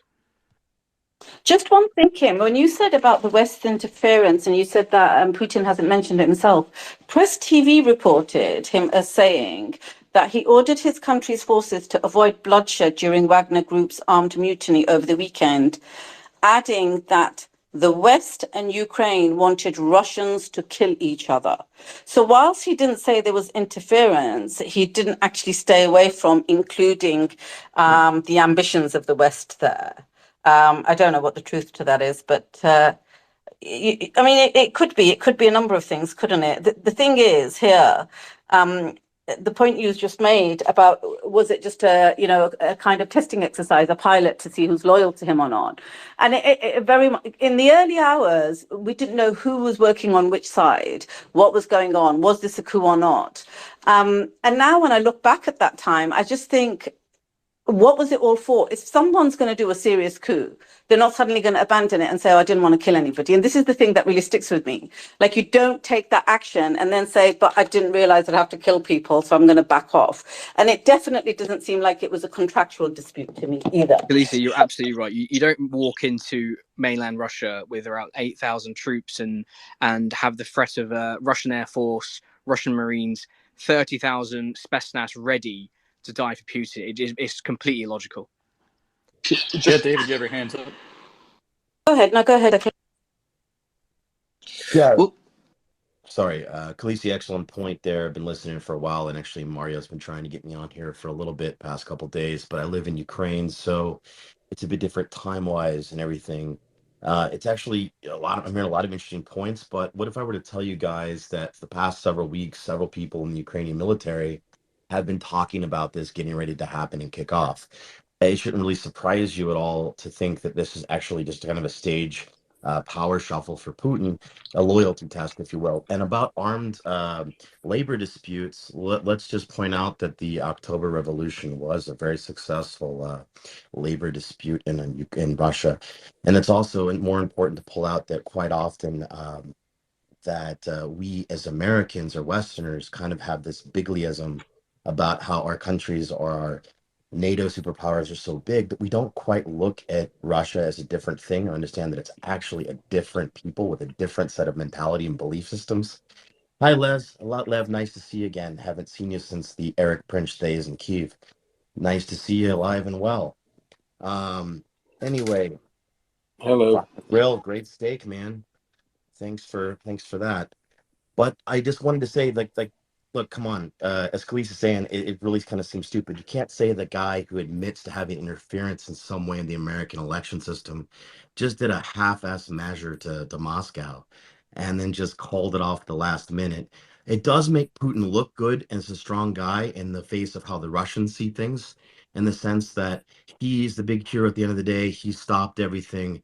And look at all the other countries that have these uncontrolled chaos and these crazy activists and violent revolutions. And look in Russia, as contrast to that, is very organized and orderly. And in Kazakhstan, actually, earlier last year, there was an armed uprising that immediately Russia stepped in for peacekeeping measures, right, and immediately stopped it. So the message back home in Russia, and I have lived in Russia, and I do speak Russian, and I do speak Ukrainian, and several other languages, and I can tell you that the people value the strength of action, and weaker actions from the West or a lack of action from the West typically gives Russia the green light to go ahead and do things. But yeah, like I said, the original point, Ukraine kind of saw this coming. It was being talked about, not even just by intel people, but basically general like barracks chat talking to general troops because of this. And you can also ask anybody around the area of Bakhmut that every time Prigozhin said that he didn't have enough weapons and armor, as soon as the Ukrainians tried to come in and utilize that moment when Wagner was supposedly under-equipped, they immediately met a very well-equipped Wagner. So, I mean, he is a master of deception. He's a master of psychological operations. And that's exactly what we're seeing here right now. Right. And we're falling for it because we see it through an American filter or a very Western NATO filter and not as the Russians see it. Before I get to Zeke, I'm just going to throw it to you, Volodymyr. You were serving in the Ukrainian army. You heard David's comments about this being predicted by Ukrainian armed forces. Is this something you predicted, and what's your assessment of it from your perspective? Hi, everybody. Thank you for inviting me. Definitely, we follow the situation very scrupulously, and we understood that it might be a chance for Ukraine to make a breakthrough in offensive operation. But what we saw in reality is that it was a real coup, and Prigozhin was preparing for this kind of march towards Moscow for a couple of months at least. Previous speaker rightly said that every time we attacked Wagner group in Bakhmut, they were full of ammunition and there was no hunger for artillery strikes or any other of military equipment. But what happened in Russia, Putin failed, and it's a real disaster and catastrophe for Kremlin. Because right now the transition of power from Putin started and he doesn't know how to react. It was a great test organized by Prigozhin or by some Kremlin guys to ruin some myths or stereotypes about Russia. First of all, that more than 80% of Russians are in favor of Putin. When Prigozhin started, you might have seen only a few Russians coming to Wagner troops asking, what are you doing? It's against Putin order. Everybody else was sitting quiet in their apartments or leaving the cities. Secondly, another myth of well-protected Moscow was broken. Maybe there was some hidden deal between some pro-Prigozhin military troops of Red Army and Prigozhin troops, but most likely that he was able to make a breakthrough and very fast march, as he said, almost 800 kilometers per 24 hours to approach Moscow, and he was not stopped. And definitely the reaction of Putin was very weak. Early morning on first day of the coup, he was simply condemning the rebels and recalling 1917 when Russian Empire collapsed, but nothing else. And 24 hours after, he simply forgiven all those bastards, as he names them, and said, okay, Prigozhin will be sent to Belarus. Wagner Group is available to join Red Army or can return to their homes. And the same thing was repeated just a couple of hours ago. And this speech of Putin, regardless that it was kind of advertised as a historical one, was really pathetic. He didn't say anything strong as a big president of big country.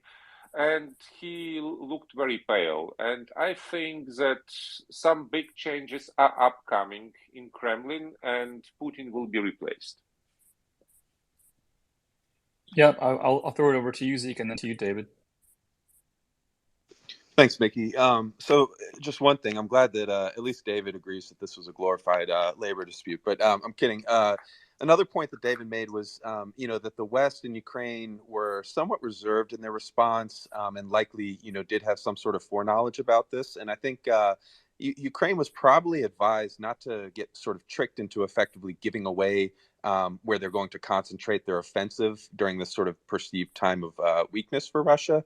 There were also reports from U.S. intelligence, and this was published in the Washington Post all the way back in May, that Prigozhin had been in contact with Ukrainian and Western intel sources and had actually offered them information on Russian positions. So, we know that Prigozhin may have already kind of had some contacts with the West during this conflict, and I'm not insinuating direct involvement on the part of the CIA or Western actors, or that any of the 6.2 billion was potentially used for this.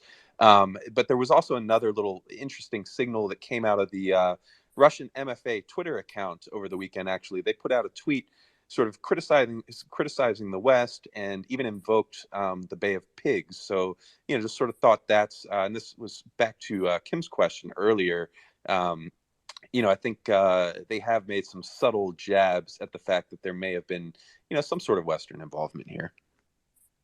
Can I just give a quick update, please? And then I would like to just ask David a question, if I can, at one point, please, Mickey and Suleiman. So the leader of the Liberal Democrat Party in Russia, Slutsky, has said that he insists on the creation of a contract army of at least 7 million people.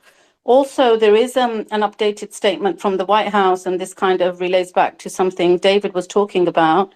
And this is coming from the National Security Council Strategic Communications Coordinator, John Kirby. He says the US considers the situation around Wagner an internal affair of Russia and does not intend to interfere in it.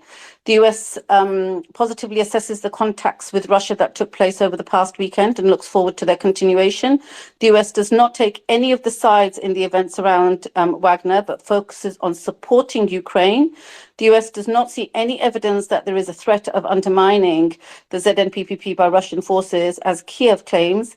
The US does not see any intention of the Russian Federation to use nuclear weapons in Ukraine. And there was one final statement that they believe that what's his name, Purigozhin is in Belarus already, as far as they know. So that statement, that last one, was from Senator Mark Warner, who's the chairman of the Senate Intelligence Committee. And he said, as far as I understand, Prigozhin is already in Minsk. So that was my update. Well, and we know that Mark Warner has pretty impeccable Russian sources.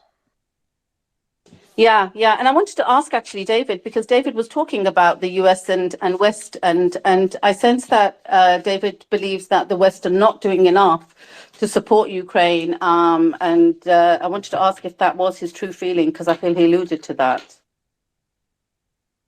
I would say that the West, historically, and what's lump America, the NATO partners together in that, basically have the wrong perspective when they go into other nations. Afghanistan is a prime example, more realistically stinging in people's memories. We went in there thinking we could just do things like we normally do, and we know the best way, and not really consider local people's thoughts on things. Unfortunately, they didn't work out the same way. Of course, now they've gone back and said, yeah, well, we have a different Taliban in there. We have the better version of the Taliban. It's like, okay, great. That doesn't really sound like a win, but okay, sure. But I would say that there was the initial cobbled photos of the Taliban with their fingers on the trigger, and then within like 15 minutes, another photo was released with their fingers off the trigger. So I guess you could, if you want to get deep state conspiracy theories, that maybe the CIA or somebody got in there and told them good trigger discipline. But all jokes aside, and yeah, I mean, thanks about the comment supporting that, because I mean, when we look at how U.S. Labor disputes or other issues or things from the U.S. perspective or U.S. examples in the United States, it's really hard to compare that to another nation that's not the United States, even if it is an ally nation. I mean, you can't compare France and Germany, even though they're neighbors, exactly the same. and we have a tendency to do that. I kind of like to tell people that Russia has more of the mentality of betting on all the horses, or having multiple ways to go and making it seem like it was their way to go in the first place. So there is a very real possibility that all of our answers are actually correct and were considerable contingency plans. I usually say the KGB colonel was asked to train the new lieutenant in how we do things in the KGB, and they go to the horse track to fix the race. And he says, the young lieutenant with full ideas and everything, new ways to do it, says we could, have compromat, we could poison some horses, we could threaten some people and their families, and win the race. And the colonel says, we put 10 rubles on all the horses because the task was to win the race and not to actually, win with only one horse. So, and then Sid proceeded to get drunk on vodka because, as long as you achieve one of the goals that you're supposed to do, then that's a victory. I mean, I always tell people that I absolutely disagree that the Russians did not want Trump necessarily to get elected. They wanted to just divide America. And I think they've done a pretty good job of that in the 2016 election. The last election was just to make us not believe in the election results. If Biden would have lost, then there would have been a blue wave of saying, oh, there was a fraud in the election, and there would have been something to do with that. This is just a consistent thing that Russia likes to do. It likes to play both sides. It's gaslighting Americans, and Facebook and social media is a great way to do that. I mean, heck, even if you want to talk about psyops, even Elon Musk put out on Saturday, that about a reference to psyops. I mean, he was actually in here at the beginning of this when I joined, and I'm pretty sure. I mean, I won't speak for him, but I'm pretty sure he would agree that something isn't quite there, and maybe we're looking at Russia the wrong way if we're looking at it from a Western perspective. I mean, even Lev pointed out that the translation itself and improper translations, when it's a transliteration and not really understanding the mentality of the Russians, that is a big failure on our side. I see that all the time when I deal with Ukrainians that are translating into English and Ukrainian between heads of state, between visitors, and a lot of things that are lost in translation. I had the pleasure, or maybe not, depending on how you guys look at it, of debriefing Lieutenant Colonel Alexander Venman on Independence Day 2021 in Ukraine, so August 24th in 2021. And I told him and several ranking members of the United States government, of armed forces, that there would be an armed open revolution or open invasion of Russia within 6 months, and exactly to the date it was. Then later on, of course, in the meeting, one colonel, who's no longer a colonel now, he got demoted slightly, but he said the American government doesn't involve itself in the politics of other nations. And I said, well, who wants to tell this guy?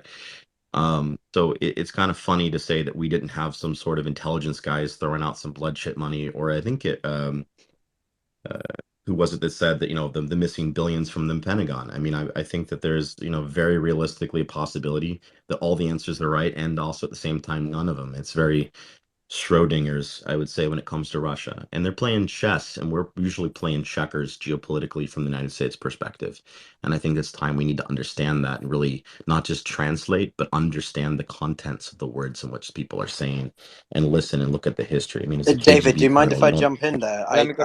I don't agree with you on the chess point. I think that Putin has a very good poker face, but I don't think that his chess game, as we've seen from what's happened in Ukraine, to be as strong as you might expect. We can look at his air campaign within Syria. We can look within, well, just the Soviets' approach to Afghanistan, right? The Russians have a desire to be able to be good at chess, but often they don't know what it means. And Putin's, shall we say, feints that he did in the late 2000s over Georgia resulted in what? A pretty tough domestic result in the protests of absolutely did. 2012. And that's partially why he had to take Crimea, because he needed to stimulate Russian nationalism in the form of foreign policy. We've seen autocrats, strong men do this time and again. So I appreciate your perspective on much of what you said, but I disagree with you on a minor point. That's all. Yeah, no, I agree. But I would say going back to playing multiple chessboards at the same time, and I just have to win at one of them. Right? I just have to win at one of them, and then you can lose all the other ones, but you can point out to the one you won. And I'd absolutely agree. It was absolutely pitiful, but it wasn't also his Soviet Afghanistan loss or victory. But I mean, yeah, Georgia, all that. But again, that we have a country that literally worships death culture. We won the World War II because we lost the most people. That's what Russia will say, and that's ridiculous. That's bad strategy. But yeah, I mean, I'm not discounting what the Allies did during World War II in the Eastern Front, and I'm thankful that we did have the Soviets on our side at that point. But do not forget also who helped build the Nazi war machine, and the friendship between Stalin and Hitler before all that. So Yeah, yeah, no, I'm not it's denying that. I mean, you need what 2.5 million Soviets to take on a force of 800,000 in Berlin. That's without question. I mean, the Russians, specifically the Russians, look at strategical warfare very differently to the West. Casualty numbers is not something that matters to Russia. That is where the term total war or absolute war comes from, because you throw everything, including the kitchen sink, at the matter. More bodies means more glorification and loss of lives for your nation's defense, and it's almost as if the Russian mothers who sit round the table with Putin in a very propagandist piece of video are done there to sort of basically glorify the losses of their children. Like, they fought in the honor of their Russian heritage. And it's like, well, hang on a second. The Ukrainians don't look at it like that anymore. The West doesn't look at it like that. And it's just generally a sort of a completely different mindset. And I think that is something that a lot of people what find hard to understand. Anyway, sorry, I Could just you really imagine wanted if to jump on that point because I that's think you made some great. that's awesome. Could you imagine if NATO nations did that though? If we started glorifying the death of that, how that would go I, over? I If the want I government want to go to Michael quickly. What are your you sort of might have a different point of view from David and Piotr. Michael, I was wondering what you were trying to chime in and say. Yeah, as far as the question of Western quote unquote involvement or some other kind of Western / US activity that might have been connected to the events in Russia over the past several days, I would just point everyone to a quote from the FBI Director Christopher Wray in April. He was appearing at Texas A&M University, and in the appearance, he explicitly said that the U.S. was seeking recruits from within inside Russia, so attempting to entice defectors to carry out, I think the euphemism Ray used was historic acts within Russia. So, I mean, the insinuation was obvious that he and the other elements of the U.S. intelligence community were actively seeking to take steps to foment instability in Russia that could culminate in some sort of coup or some other sort of regime change action. So even if we don't have the full details yet on what connection might have existed in this particular incident, no one should be under any illusions that the U.S. hasn't been actively pursuing this from a variety of different angles. Again, I'm not making any factual assertions about this particular set of events, but the kind of infrastructure, the framework has been in there for the U.S. to kind of seize opportunities and attempt to foment that kind of instability in Russia, which they view as within their interest. Remember, Biden has said, Kamala Harris has said, Jake Sullivan has said, Lloyd Austin has said that the part of the strategic goal of the U.S. and Ukraine is to, quote, weaken Russia. Well, what happens when you weaken a state? It becomes more susceptible to internal discord and even potentially coup d'etats and ousters and so forth. So, So Michael, Speaking that's of something to that, bear in mind. David. Speaking of that, David, I just want to go back to you because I know you were speaking. I have a question for you. You spend a lot of time in Ukraine. You speak Russian and Ukrainian. Who do you think in the Kremlin or in the circle of Putin, who is sweating right now? Of course, people are talking about Prigozhin, Girkin, etc. But who else do you think is looking over their shoulder right now, afraid to go by a window or to walk across the street by themselves? Well, yeah, or walk across the bridge outside Red Square and maybe get to have a shot pop off at you. Yes, Too much of an exactly. Yeah. opposition. Force them so. Yeah. It's hard to really say because I think that honestly that any one of those people would probably sell their mother out for the right opportunity. I think that most of those guys, I think even Lavrov, if you gave him like the guaranteed new iPhone every year, a nice condo in a couple nice different places in the United States, would take American citizenship into effect in a heartbeat. Most of these guys are looking for an exit for a long time, I think, but and I think that's why I think more so it's a loyalty test. Because I don't want a condo in America right now. I think Jackson would probably agree with me. I think he's about ready to take the Russian citizenship if you haven't done so already. I'm just ribbing you, buddy. But yeah, I think that this was a good way to flush people out, and I think that the joke, I guess, or not, that Putin's a master strategist, it kind of comes to play here, and I think he is. It's not. It's like win some, you lose some, right? It's the expression in Russian. It's more like you win some, you win some. You know, it's just like you don't have to win all of them. You just have to win some of them in the narrate that you were thinking of the entire time. And it's a different strategy. I mean, it would never fly in America. We would be called out on it. People would be canceled and stuff. But I just think there's several people in the MOD right now that are really wishing they didn't pick a fight with Wagner. I don't think this is the last of Wagner we're going to see. I really honestly think this was just at best an attempt to flush out people, and at worst an attempt to flush out people and rearrange some things. Maybe give Wagner a little bit of a nice vacation in scenic Belarus. All the potatoes you eat. Piotr, what are your thoughts on this? Well, I heard that there was a speech coming from Putin. I didn't even bother to watch it until it was already done, because I knew, well, because it was pre-recorded. It was 5 minutes, pre-recorded.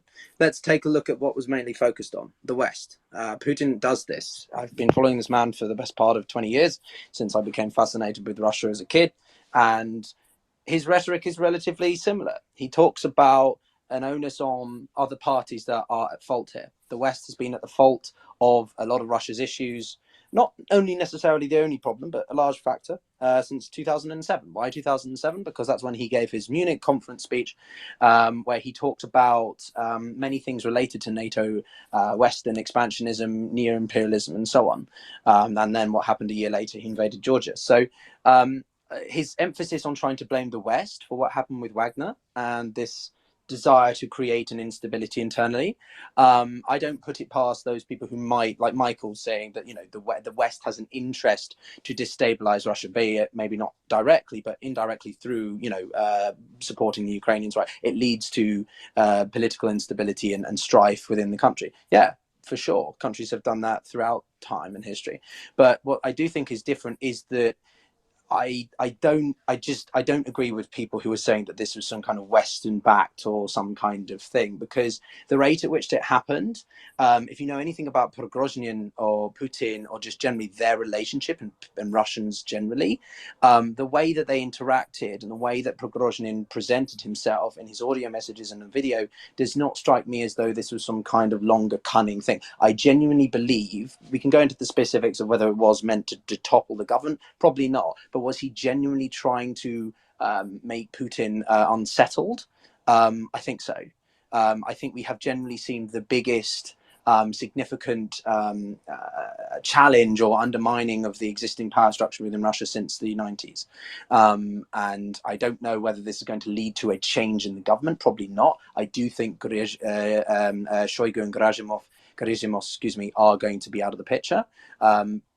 What I do think this is really interesting is how much Putin isn't as sort of solely capable as we all thought, right? In the sense of Lukashenko was such a critical person. He knows both men incredibly well, 30 years plus for basically Putin and 20 plus for Prigozhin.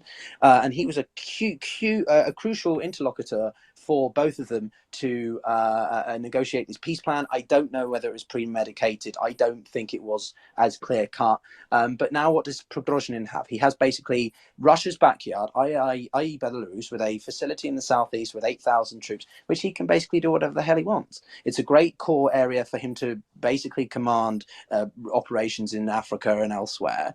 And I think he got what he wanted, which is a change in the government structure of the Kremlin. I do think that Putin's position is definitely more fragile. People who've heard me tweet today are freaking out, thinking that I'm saying it's the end of Putin. No, it's not the end of Putin, but he's definitely not Putin from a day ago, right? So, I do again emphasize, how do foreign actors look at this? How do the Chinese particularly look at this in their long-term partner that they believe is the one that is meant to help them usurp the United States Western-led order, given that now Putin has suffered a rather, whether or not it was a success or not, it was an embarrassment. It was an embarrassment.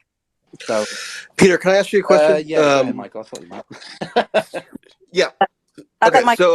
So just as you might well be right that Putin is emphasizing the foreign elements of this to paper over maybe some of his domestic vulnerabilities that also could have given rise to the situation. So you may well be 100% right about that, but aren't you also running the risk of prematurely discounting that there could have also been a Western or U.S. influence of some kind? And we don't have the full facts. I just gave you an example of the director of the FBI, kind of an important guy, saying in a public forum in April that they were attempting to recruit defectors within Russia to foment regime change. So it's not like it's even been particularly hidden that this is a stated objective of the U.S. and others. I mean, with regard to Eastern Europe, forget it. I mean, they have all kinds of Yeah, fairly I zealous hear your activities points, going man. on that are attempting to achieve that outcome. And let me just give you a quick quote that illustrates this. It'll be 10 seconds, and I'll let you go. Here's Chris Christie, who's the presidential candidate, Republican, saying this yesterday on ABC Sunday morning TV. Quote, "What we do know is that America's support, along with our allies in NATO, of Ukraine has done a great deal to cause what we're seeing right now in Russia." So U.S. policymakers are boastful of the fact that their preferred policy course in Ukraine has contributed, as they see it, to a set of conditions in Russia that allowed for such a destabilizing event to take place. Yeah, so what I would say to that is what I always say, which is that I think that we mustn't when I say this happens to me all the time, right? And I'm not trying to personalize it. I'm just saying when I talk about the Ukraine war, I get ridiculed from both sides because I'm half Russian. People think that I'm a vatnik, but then I'm talking in defense of Ukraine, and so people think that I'm just a Western propagandist because I work for the UN or something like that, right? So I get ridiculed both sides. Well, I haven't assumed either Well, there about you you, go, just so right? you know. But so I'm trying to be I'm trying to be genuinely objective here. So what I would say to you is, I don't know any more. I'm not privy to any more information than you guys are. I'm just very enthusiastic because I've just come in, and you guys are all probably war fatigued from the discussion that I missed. But aside from that, I think that is there a possibility that the West has had more involvement in this? I don't know.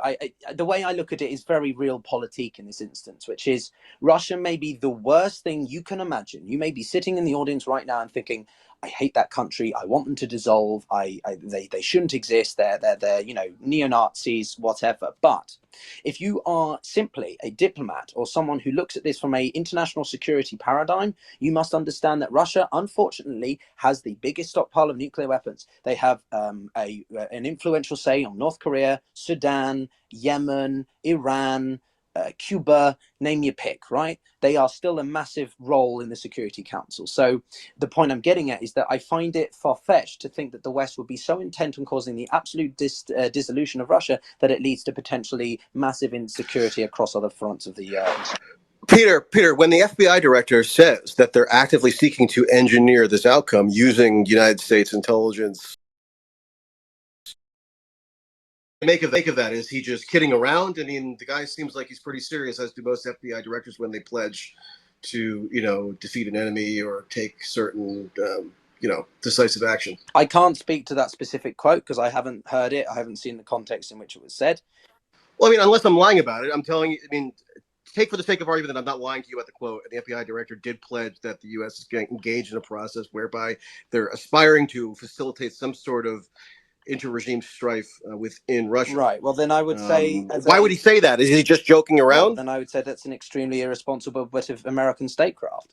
I think that's incredibly the wrong thing to do, be it Russia, Iran, Saudi Arabia, whoever it is. I personally think Biden's comments in certain contexts, like calling Saudi Arabia a pariah state, whether you like them or not, is not the wisest thing to do. But I'm going to throw this to Lev quickly, just to add on this. I mean, Michael and Piotr are talking about who in the outside of Russia benefits. A question I have for you, Lev, is who inside of Russia benefits? There's talk from I was watching Galina Charkova talking about Nikolai Patrushev, who's the head of the Security Council, is sort of the big winner in all this. Is there anybody inside the Kremlin who wins from this infighting? I think at the end of the day, Putin is going to be the winner of this infighting, and he's going to get stronger inside of Russia. That's my opinion. I think whatever tried to happen failed, and now he's going to come out even looking stronger, even though he looks weak right now. And as far as what Piotr and Michael were talking about with Western powers interfering in Russian or trying to overturn the governments in other countries, I mean, that's been going on for centuries. I mean, that's just a given fact. Do I believe that they had something to do with this particular situation? No. I think this had to do with an internal fight directly with Prigozhin and his own incentives, as you want to call it, and knowing the person Prigozhin, I think he himself staged this. I think there were people that were inside of the Putin inner circle that were not happy with the way the war was going on, and wanted it to go stronger and more precise. And basically, Prigozhin thought he had their support, and thought that with the way things were going, that this would be the perfect time to try to basically make a change. And when he reached Moscow and realized that he didn't have the support he did, that's why we're at where we are right now. So, Lev, can I ask you a quick question on that? I think that's really interesting. I am very curious to know what happens in your mind in Putin's Russia then. Do you think this is a more than ever shameless centralization of control? I mean, the country's been getting more centralized under Putin. A lot of people think that COVID wasn't good to him. He spent a lot of